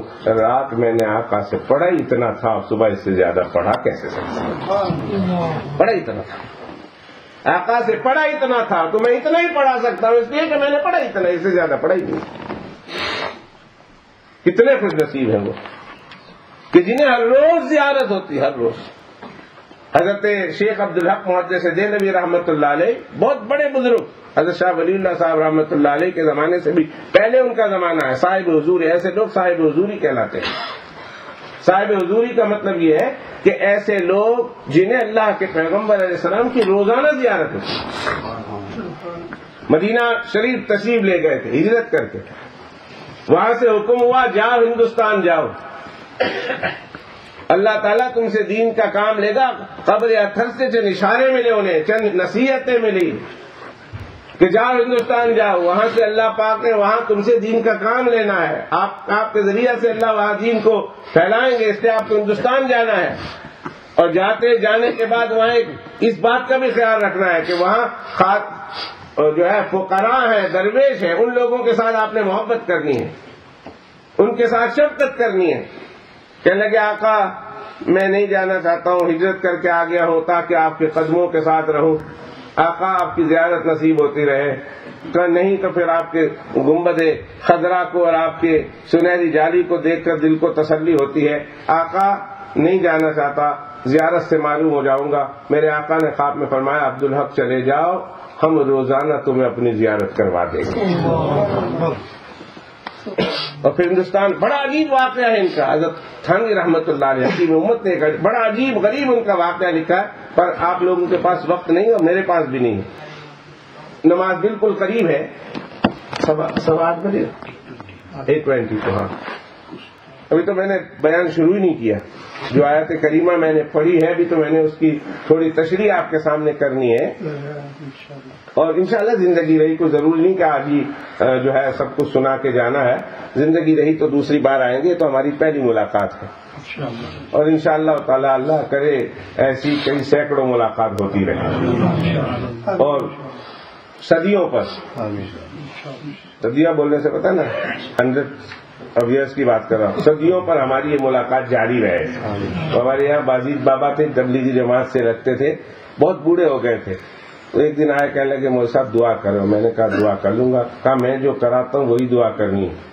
میں نے کہا ایسا تو ضروری نہیں ہے, تم دعا بتاؤ تو میں کر لوں گا. انہوں نے کہا نہ, پہلے وعدہ کرو جو دعا میں بتاؤں گا وہ کرنا ہے اور ویسے ہی کرنا ہے. تو میں نے کہا اچھا ایسا کرو, تم دعا کرو میں آمین کہہ دیتا ہوں. تو بات ہو گئی, ایک ہی بات ہو گئی. کہنے لگے نہیں میں بتاتا ہوں, تم نے ویسی دعا کرنی. میں نے کہا اللہ تعالیٰ مجھے 350, ان کی عمر 80-90 سال تھی, وہ بیٹھ کے چلتے تھے, کھڑے ہو کر نہیں چل سکتے تھے. بازید خان ان کا نام تھا. کہنے لگے اللہ تعالیٰ مجھے 350 حج نصیب کرے. وہ کہنے لگے. میں نے کہا حاجی صاحب لیٹ کر حج کرنا ہے اب کیا؟ یہ اس حال میں بیٹھ کر اب چل نہیں سکتے, اب لیٹ کر حج کرنا چاہتے. 350 ابھی. انہوں نے کہا ابھی ختم کب ہوا؟ میں نے کہا تو انہوں نے کہا ہر حج مجھے 10 سال کے بعد ملے. 350 حج اور ہر حج 10 سال کے بعد. تو میرا خیال ہے 3500 سال جینا چاہتا تھا وہ.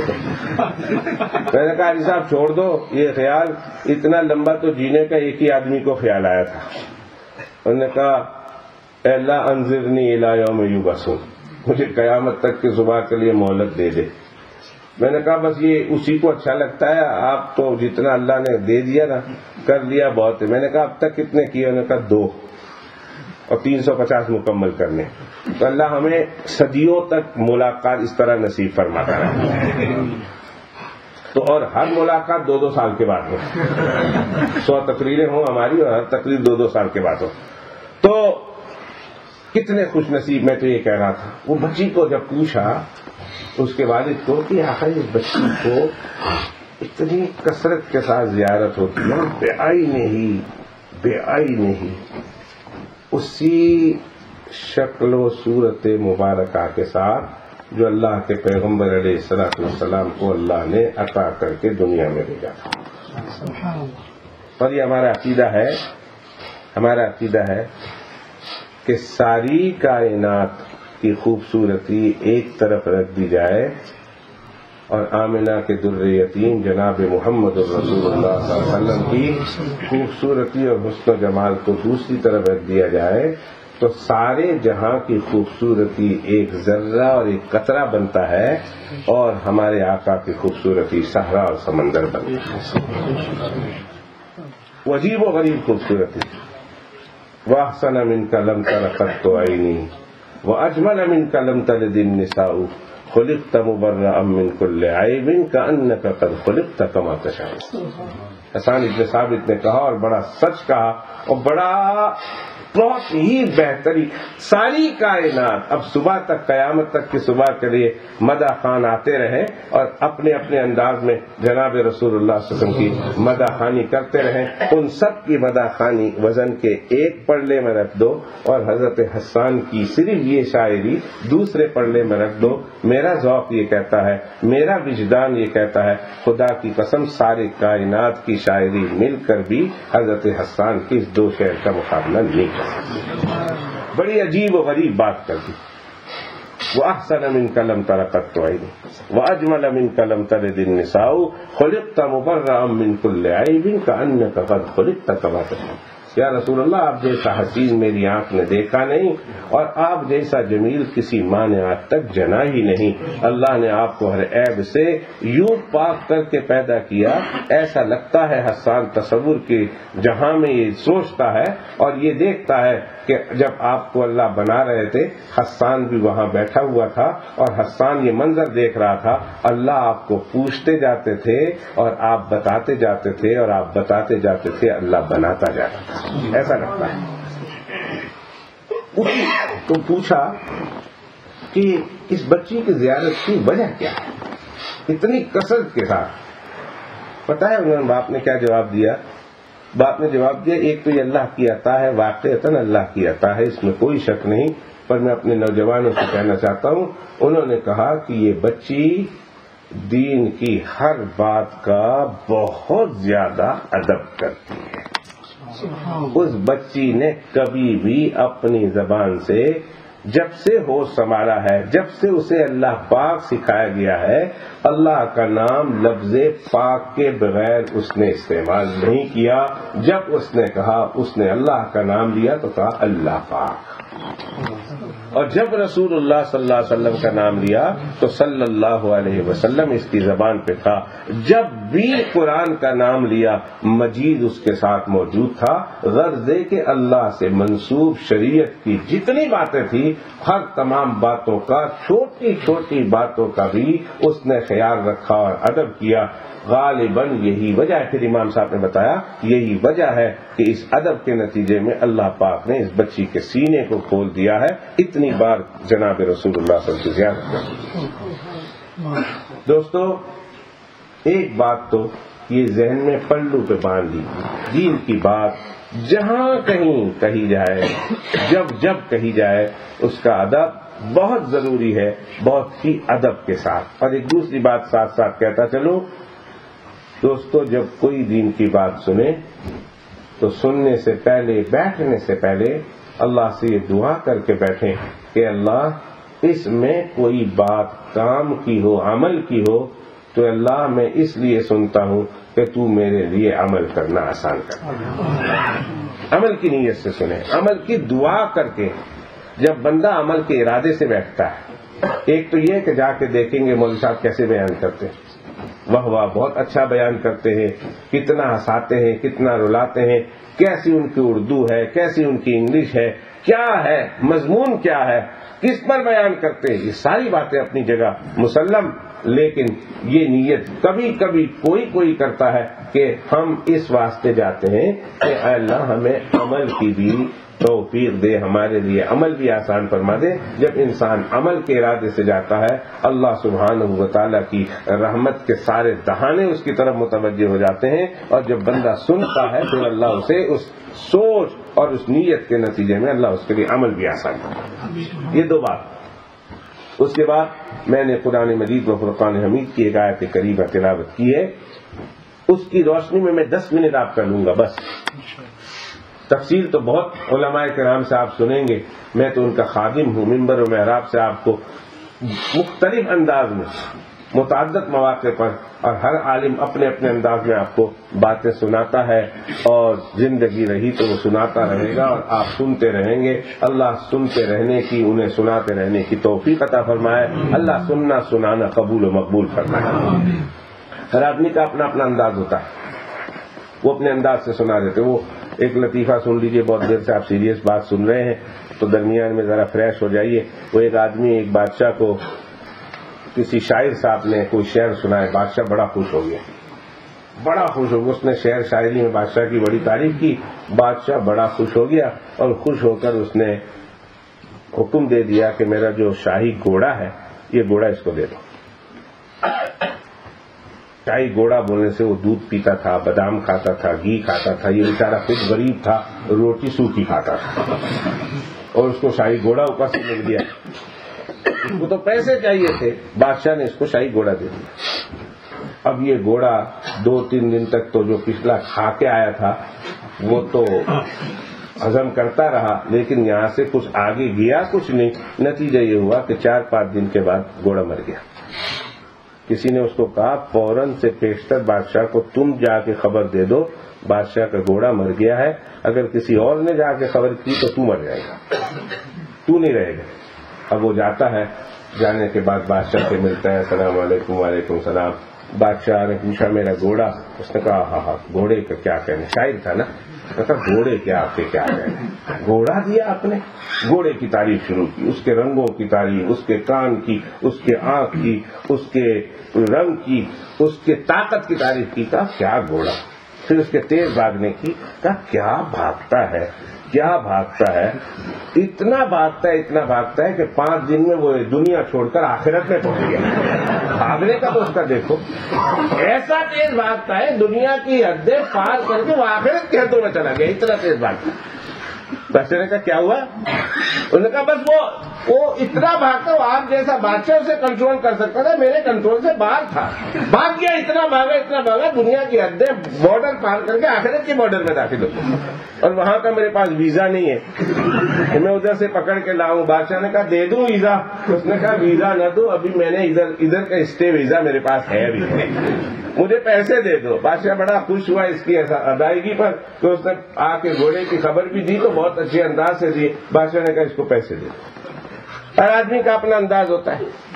سن لیجئے قرآن مجید فرقان حمید میں اللہ فرماتے ہیں کسی کو میں شرح صدر کی نعمت سے نوازوں بہت بڑا میرا انعام ہے. فمن یرد اللہ ان یہدیہ یشرح صدرہ للاسلام. جس سے اللہ راضی ہوتے ہیں، جس کے ساتھ اللہ بھلائی کا ارادہ کرتے ہیں، جس کو اللہ ہدایت دینا چاہتے ہیں، اللہ اسلام کے لیے اس کا سینہ کھول دیتے ہیں. اب اسلام جب ایک آدمی کا سینہ کھلتا ہے، سمجھ میں نہیں آیا صحابہ کرام کو کہ سینہ کھلنے کا کیا مطلب ہے. پوچھا یا رسول اللہ صلی اللہ علیہ وسلم سینہ کھلتا ہے اس کا مطلب کیا ہے؟ فرمایا اللہ تعالیٰ اپنے خزانے سے ایک نور اس کے سینے میں داخل کرتے ہیں، اور جب وہ نور داخل ہوتا ہے تو اس کا سینہ کھل جاتا ہے. وہ ایک اللہ کی طرف سے ایک نور ہوتا ہے، ایک نعمت ہوتی ہے کہ اللہ کسی کے دل میں وہ نور اتار دے، تو اس نور کے آ جانے کے بعد اس کا دل کھل جانا کہا جاتا ہے. اس کو کہتے ہیں اس کا دل کھل گیا. اب ہم لوگ یہاں جتنے لوگ بیٹھے ہوئے ہیں اللہ سے امید رکھتے ہیں اللہ نے ہمارے قلب میں بھی وہ نور ضرور داخل کیا ہوگا، کہیں انشاءاللہ. اور اگر نہیں تو دعا کر لیتے ہیں عین اذان کے وقت میں، اللہ اگر نہیں داخل ہوا تو تو اپنی رحمت سے داخل فرما. ہمیں بھی ان لوگوں میں بنا لے جس سے تو پیار کرتا ہے، ہمیں بھی ان لوگوں میں بنا لے جس سے تو محبت کرتا ہے، ہمارے ساتھ بھی خیر کا، بھلائی کا، ہدایت کا ارادہ کرتا ہے. فرمایا وہ ایک نور ہوتا ہے جب مومن کے دل میں جگہ ہوتا ہے. صحابہ کرام نے پوچھا یا رسول اللہ صلی اللہ علیہ وسلم ہمارے دل میں وہ نور ہے کہ نہیں؟ اگر وہ نہ ہوتے، یہ سوال نہ کرتے تو آج ہم پریشان ہوتے. اللہ کی ان صحابہ کرام پہ کروڑوں رحمت ہے جنہوں نے یہ مسئلہ پوچھ کر ہمارے لیے مسئلہ حل کر دیا. اور اگر نہیں، ہم تو یہ سمجھتے رہتے ہیں، اور جب وہاں پہنچ جاتے پھر پتہ چلتا نہیں ہے تو ٹو لیٹ ہو جاتا. انہوں نے یہ سوال پوچھ کر ہمارے اوپر بہت بڑا احسان کیا. اور اچھے لوگ تھے، پوچھ لیا کرتے تھے، جو بات سمجھ میں نہیں آئی پوچھ لیا کرتے تھے. ہمارے یہاں یہ رواج نہیں ہے، پوچھنے کا رواج نہیں ہے. اور پوچھا جائے، ہمارے نوجوان نسل ہے نا، ان کے سینوں میں ہزاروں سوالات ہیں، اور یہ بیچاری ہماری نئی نسل اپنے ان سوالوں کو بڑوں کے سامنے پیش کرنے سے عاجز ہے. ان کو ڈر ہے اگر میں ابا کو کہوں گا تو ابا ڈانٹے گا کہ ہاں گدیڑا تنے آ کے آیا ہو، خبردار جو آئندہ ایسا سوچا تو مولوی صاحب کو نہیں پوچھ سکتا، امام صاحب کو نہیں پوچھ سکتا، مفتی صاحب کو نہیں پوچھ سکتا.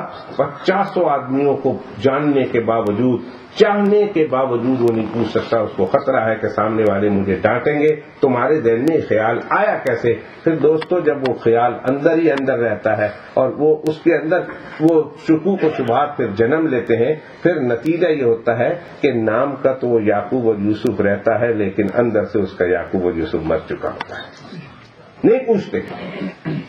صحابہ کرام یہ بات کی نہیں سمجھ میں آیا، فوراً پوچھ لیا، یا رسول اللہ وہ نور ہمارے سینے میں آ جائے، ہم کو کیسے پتا چلے گا ہمارے سینے میں ہے وہ نور؟ ان کو فکر تھی اگر نور نہیں آیا اور بغیر نور کے دنیا سے چلے گئے تو کیا ہوگا؟ یا رسول اللہ کوئی علامت بتا دیجیے کہ ہمارے سینے میں وہ نور آ گیا ہے تو اب ہمیں پتا چل جائے وہ نور آ گیا ہے تو ہم اللہ سبحانہ و تعالیٰ کے اس نور کی قدر کریں گے، شکریہ ادا کریں گے، اس نور کو باقی رکھنے کی کوشش کریں گے. نہیں آیا تو رو رو کر اللہ سے مانگیں گے. دوستو، وہ نور، اللہ کے پیغمبر اسلام سے پوچھا اس نور کی کوئی علامت تو ہوگی؟ فرمایا 3 علامتیں. جو آدمی اپنے اندر یہ 3 علامتیں پائے وہ سمجھ لے کہ اللہ نے وہ نور میرے سینے میں داخل کر دیا ہے جس سے میرا سینہ کھل گیا ہے، اور اس نور کے ملنے سے میں اللہ سبحانہ و تعالیٰ کا محبوب بندہ بن چکا ہوں. اور اگر نہیں، فکر کریں وہ کیا 3 علامتیں. میں بہت اختصار کے ساتھ کہتا ہوں.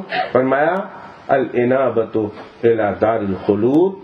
پہلی نشانی یہ ہے کہ جو اس کا ہمیشہ رہنے کی جگہ ہے، جو اس کا اپنا گھر ہے، اس گھر کی اسے فکر لگ جائے، یعنی آخرت کی فکر میں وہ انسان مشغول ہو جائے. جب اسے دیکھے وہ آخرت کی فکر میں مشغول ہو. ایک تو یہ علامت ہے، وہ دنیا میں رہ بھی رہا ہے لیکن دنیا میں رہ کر بھی اسے آخرت کی فکر ہے. اپنے پرماننٹ ہمیشہ جہاں اس نے رہنا ہے، جو اس کا اصل ٹھکانہ ہے، جو اس کا مستقر ہے، وہ اس کو بنانے کی، اس کی تیاری کی فکر میں لگا ہوا ہے. ایک جہاں کہیں ہے وہ دنیا میں بھی ہے لیکن دنیا میں رہ کر آخرت جہاں اس نے رہنا ہے اس کی تیاری کر رہا ہے.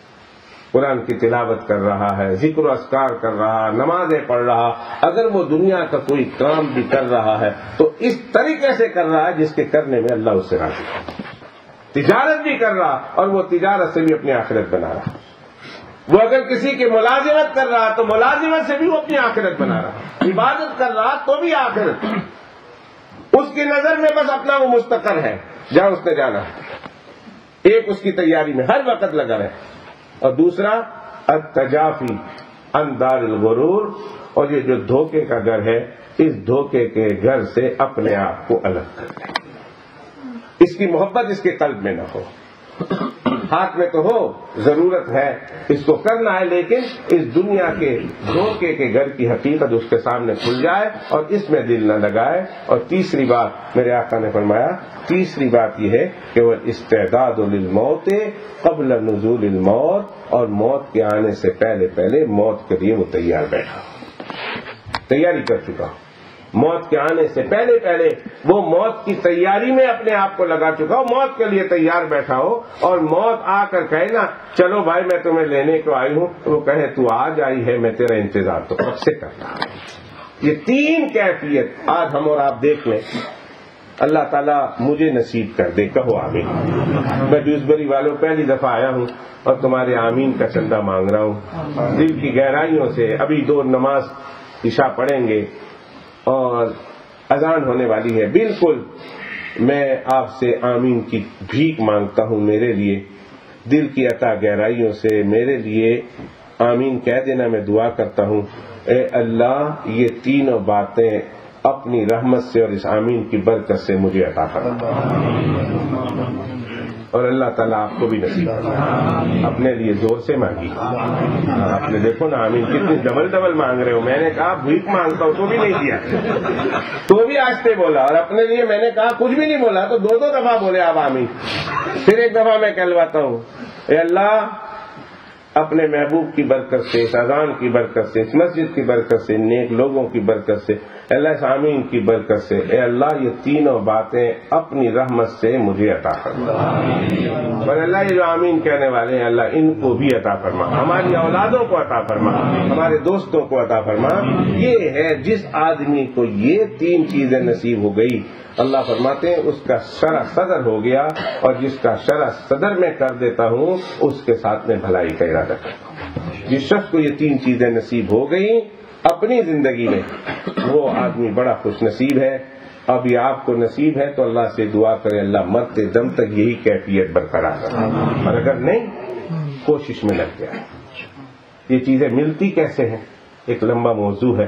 یہ تین چیزیں اگر ملی ہیں اللہ کا شکر ادا کیجیے، جن کو ملی ہے وہ اس دوسرے تک پہنچائیں، اپنی اولادوں تک پہنچائیں، دوستوں تک پہنچائیں، اور جس کو نہیں ملی ہے وہ فکر کریں اس کو حاصل کرنے کی۔ اور دوستو یہ ملتی کیسے؟ یہ ایک سوال تھا، اس سوال کا جواب بھی میں دیتا چلوں۔ ایک، یہ ملتی کیسے ہے؟ قرآن مجید کی تلاوت کی کثرت سے ملتی ہے۔ قرآن شریف سے اپنا تعلق وابستہ کیجیے، قرآن شریف کی کثرت کے ساتھ، علماء سے پوچھ لینا کثرت کا کیا معنی ہے۔ قرآن شریف کی کثرت کے ساتھ تلاوت کرنے والوں کو اللہ توفیق دیتا ہے، اور دوسری نیک لوگوں صالحین کی صحبت اختیار کرنے والوں کو اللہ عطا فرماتا ہے۔ اللہ کے نیک ولیوں کی، نیک بندوں کی صحبت کے نتیجے میں اللہ یہ چیز، ایک چیز کیا ہے؟ یقین کیجئے کہ صحبت صالحین تو اتنی عظیم چیز ہے کہ اللہ اس کی برکت سے ایک فاجر کو ایک صالح بنا دیتی ہے، اللہ صحبت کی برکت سے ایک گنہگار کو ایک متقی بنا دیتی ہے، اللہ اولیاء کی صحبت کی برکت سے ایک کافر کو مسلمان بنا دیتے ہیں۔ ارے نہیں، اگر میں اس سے بڑھ کر کہوں آپ حیران ہوں گے، اللہ نیک لوگوں کی برکت سے ایک جانور کو جنتی بنا دیتے ہیں، ایک جانور کو اللہ جنتی بنا دیتے ہیں صحبت صالحین کی برکت سے۔ اصحاب کہف کا کتا واقعہ نہ بھولیے گا، اصحاب کہف کا کتا تھا، جانور کتا ہے، کتا جانور جو ہماری شریعت میں جو ہے اس کا رکھنا جائز نہیں ہے، شوقیہ طور پر پالنے کی اجازت نہیں، اس کا لعاب، اس کا رال، اس کا تھوک بھی ناپاک ہے۔ جس برتن میں یہ منہ ڈال دے اس برتن کے بارے میں یہ کہا جاتا ہے کہ اس کو 7-8 مرتبہ دھو، اور اس کے بارے میں اگر کسی نے شوقیہ پالا ہے تو کتنا گناہ ہے، روزانہ کتنی نیکیاں اس کے اندر نامہ اعمال سے نکالی جاتی ہے۔ یہ سب منبر و محراب سے آپ نے سنا ہوگا۔ اللہ نے نیک بندوں کی صحبت کی برکت سے کتے کو، اصحاب کہف کے کتے کو اللہ تعالیٰ نے جنتی بنا دیا۔ قیامت کے دن وہ بندہ بن کر جنت میں داخل ہو۔ تو یہ جو چیزیں بیان کی گئی، دو چیزوں کی، کسی اللہ والے سے رشتہ ہے آپ کا، مرید ہیں کسی اللہ والے کے، آپ کے محلے میں، آپ کے علاقے میں اللہ کا کوئی ولی موجود ہے، ان کی خدمت میں جائیے، ان کی صحبت اختیار کیجیے، اور دوسرا قرآن مجید کی کثرت کے ساتھ تلاوت کیجیے۔ اللہ تعالیٰ ان چیزوں کے ذریعہ سے یہ تین چیزیں جو بھی بیان کی گئی وہ عطا کرتا ہے، اور جب یہ تین چیزیں کسی انسان کو عطا ہوتی ہے اس کا شر صدر ہوتا ہے، اور شر صدر جس کا ہوا اللہ فرماتے ہیں فَمَن يُرِدِ اللَّهُ أَن يَهْدِيَهُ، جس کو میں ہدایت دینے کا ارادہ کرتا ہوں، جس کو میں بھلائی پہنچانے کا ارادہ کرتا ہوں، جس کی میں مغفرت اور جس کو جنت دینے کا میں ارادہ کرتا ہوں، پھر میں اس کا سینہ شرح صدر اس کا کر دیتا ہوں، اس کا سینہ کھول دیتا ہوں۔ اللہ آپ کی برکت سے میرا اور میری جو ہے اس چاہت کی برکت سے اللہ میری اولادوں کا، اللہ آپ سب کا اپنی رحمت سے صدر عطا فرمائے، اور اللہ تعالیٰ مرتے دم تک کے لیے اللہ یہی کیفیت کے ساتھ ہمیں باقی دائم رکھے، اور اللہ اسی کیفیت پر ہمیں موت عطا فرمائے، آمین یا رب العالمین۔ درمیان میں اگر میں نے کوئی آپ کی گستاخی کر دی ہو، کوئی ایسی بات، پہلا بہت جھجک کر میں نے بہت ڈر کر میں نے بیان کیا ہے، آپ لوگوں کی طبیعت سے واقف نہیں ہوں، میں نے کہا آپ لوگوں کی طبیعت کے ہیں، کوئی ایسا غلط جملہ، میرا جیسا بدتمیز انسان اگر کوئی غلط جملہ کر دے تو آپ کی طبیعت، نازک طبیعت کو ٹھیس پہنچے۔ میں نے کوشش کی ہے بہت ڈر کر کرنے کی، الفاظوں کو چن کر، لیکن پھر بھی اگر آپ کی کوئی گستاخی ہو گئی تو معافی چاہتا ہوں۔ کوئی اچھی بات اگر اللہ نے زبان سے نکلوائی ہے، اللہ میرے آپ کے لیے مغفرت کا، نجات کا ذریعہ فرمائے، عمل کی توفیق عطا فرمائے۔ میں اپنے ان تمام علماء کرام کا اور دوستوں کا شکریہ ادا کرتا ہوں جنہوں نے یہ خوبصورت محفل سجا کر مجھے بلایا اور مجھے کچھ آپ حضرات کے سامنے کہنے کا موقع دیا، آپ کی زیارت کا موقع عطا کیا۔ اللہ سبحانہ و تعالیٰ ان کی کاوشوں کو، کوششوں کو قبول و مقبول فرمائے، اور اللہ تعالیٰ دنیا آخرت میں اس کا بہترین بدلہ عطا فرمائے، اور اللہ تعالیٰ ایسی مجلسیں جس میں آتے رہیں علماء کرام، مقررین، واعظین، خطباء، یہ حضرات، اللہ تعالیٰ کی بار بار مجلسوں میں شرکت کی مجھے آپ کو توفیق عطا فرمائے۔ درود شریف پڑھ لیجیے۔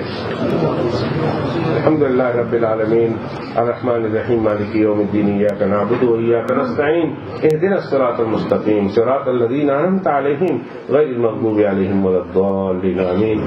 اللهم ربنا لك الحمد حمدا دائما ولك الشکر شکرا دائما ولك الثناء ثناء دائما ملء السماوات وملء الارض وملء ما بینهما وملء ما شئت من شيء بعد۔ اللهم فصل وسلم وبارك وانعم على حبيبك ونبيك ورسولك وخليلك ورشيدك ونجيك وصفيك وامين وحيك سيدنا ومولانا محمد احمد وعلى آله واصحابه اجمعین۔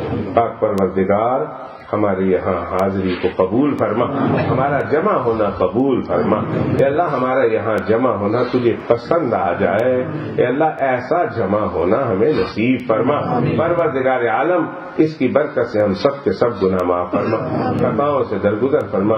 اللہ بہت گنہگار ہیں، خطا کار ہیں، سیاہ کار ہیں، ریاکار ہیں، مجرم ہیں، زمین سے لے کر آسمان تک کے کناروں تک ہمارے گناہ پہنچے ہوئے ہیں، لیکن اللہ جتنے گناہ کیے ان کی کوئی نہ کوئی تعداد تو موجود ہے، شاید انسانوں میں اس کو کوئی گن نہ سکے، لیکن تیرے فرشتوں میں تو ہیں جو گن سکتے ہیں، لیکن اللہ شاید فرشتوں میں بھی کوئی گن نہ سکے، پر تیری ذات تو ہے جو گن سکتی ہے، لیکن اے اللہ تیری رحمت تو بے پایا ہے، اللہ تیری رحمت تو لامحدود ہے، اپنی لامحدود اور بے پایا رحمت کے صدقے اے اللہ ہمارے محدود گناہوں کو معاف فرما، اللہ ہمارے خطاؤں سے درگزر فرما، اے اللہ ہمارے والدین کے گناہ معاف فرما، بیوی بچوں کے گناہ معاف فرما، بھائی بہنوں کے گناہ معاف فرما، جمیع اعزاء قارب کے، ہمارے دوستوں کے، ہم سے محبت کرنے والوں کے، ہم پر احسان کرنے والوں کے گناہ معاف فرما۔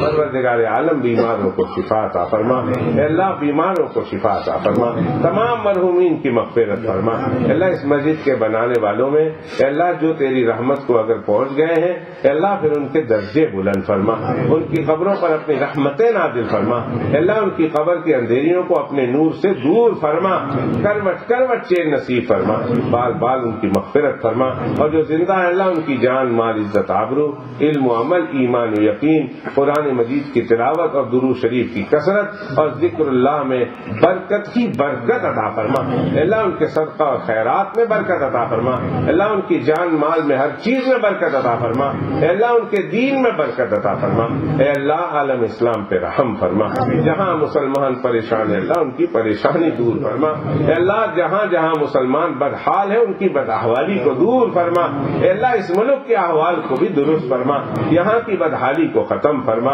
یہاں کی بدحالی کو خوشحالی میں تبدیل فرما، اللہم یا محول الاحوال حول احوالنا الی احسن الاحوال، اے حالات کے بدلنے والے اللہ یہاں اس ملک کے پورے یورپ کے ریسیشن کو ختم فرما، خاص طور طور پر برطانیہ کے ریسیشن کو ختم فرما، یہاں کے برے احوال کو اچھے احوال سے تبدیل فرما، اللہ یہاں کے رہنے والے مسلمانوں کو ایک اچھا مسلمان بنا، اللہ یہاں کے مسلمانوں کے ایک رول ماڈل مسلمان بنا، اللہ یہاں کے مقامی باشندے ہمیں دیکھے اور تجھ سے، تیرے محبوب سے اور تیرے دین اور شریعت سے اور اسلام سے محبت کرنے والے بن جائیں، اللہ ایسا ہمیں مسلمان بنا، اللہ ہمیں ایک ایسا اچھا انسان بنا، خدا نہ خواستہ اللہ ہماری وجہ سے یہ اسلام میں آنے سے مانے رہے، اللہ قیامت کے دن ہم چھٹکارا پا نہ سکیں گے، اے اللہ ایسی حالت سے ہماری حفاظت فرما، اللہ ہمیں ایک اچھا مسلمان کے طور پر ان کے سامنے پیش ہونا نصیب فرما، اے اللہ ہمارا تعلق تیری ذات سے، ہمارا تعلق تیرے محبوب سے مضبوط تر ہوتا چلا جائے، اے اللہ ایسی توفیق عطا فرما، پروردگار عالم جن کے گھروں میں جوان بچے اور بچیاں ہیں اللہ انہیں نیک مناسب رشتے نصیب فرما، اللہ جن کی شادیاں ہو گئی اللہ ان کے نیک اولاد انہیں عطا فرما، جن کو اولاد دی اللہ ان کے اولاد کو نیک صالح فرما، جن کے گھروں میں لڑائی جھگڑے ہیں اللہ ان لڑائی جھگڑوں کو ختم فرما، جن میاں بیوی کے درمیان محبتیں ہیں اللہ ان محبتوں کو نظر بد سے محفوظ فرما، پروردگار عالم اپنی رحمت سے اپنے فضل و کرم سے بے روزگاروں کو حلال کی روزی دے، جن کو روزی دی ان کی روزی روزگار میں بے انتہا برکتیں عطا فرما، پروردگار عالم جو حرام کا کاروبار کر رہے ہیں اللہ انہیں حرام کے کاروبار سے نکال کر اللہ انہیں برکت والی، وسعت والی، کثرت والی حلال کی روزی نصیب فرما، پروردگار عالم امت میں طلاق کی شرح بڑھ رہی ہے، میرے مالک امت کی طلاق سے حفاظت فرما،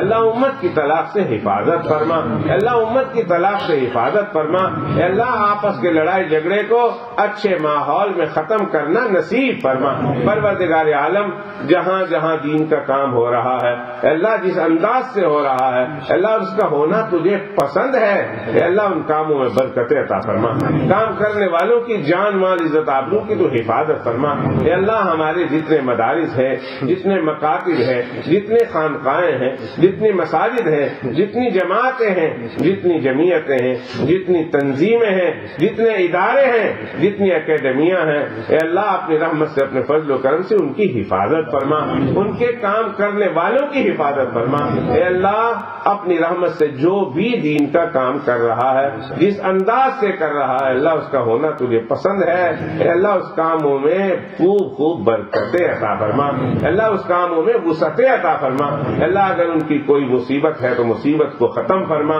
کوئی ضرورت ہے تو اس ضرورت کو پوری فرما، کوئی مشکلات ہے تو اللہ اس مشکلات کو آسان فرما، اللہ ہم سب کے ناموں کے ساتھ تیرے حبیب و محبوب صلی اللہ علیہ وسلم پر اربوں خربوں بے شمار و بے انتہا بار درود و سلام کا نذرانہ پیش فرما، میرے مالک اے اللہ جب تک زندہ رکھے اسلام پر، اے اللہ جب تک زندہ رکھے قرآن مجید کی تلاوت کے ساتھ، اے اللہ جب تک زندہ رکھے اے اللہ شرح صدر کے ساتھ، اے اللہ جب تک زندہ رکھے اچھے اعمال کے ساتھ، اچھے اخلاق کے ساتھ، اور اے اللہ جب موت کا وقت قریب ہو، نقشہ عجیب ہو، سامنے روضہ حبیب ہو اور زبان پہ کلمہ طیبہ نصیب ہو، ایسے مقدر فرما، الہی جب موت کا وقت قریب ہو، نقشہ عجیب ہو، سامنے روضہ حبیب ہو اور زبان پہ کلمہ طیبہ نصیب ہو، ایسے مقدر فرما، آخری سانس کے ساتھ بھی بآواز بلند کلمہ طیبہ لا الہ الا اللہ محمد الرسول اللہ نصیب فرما،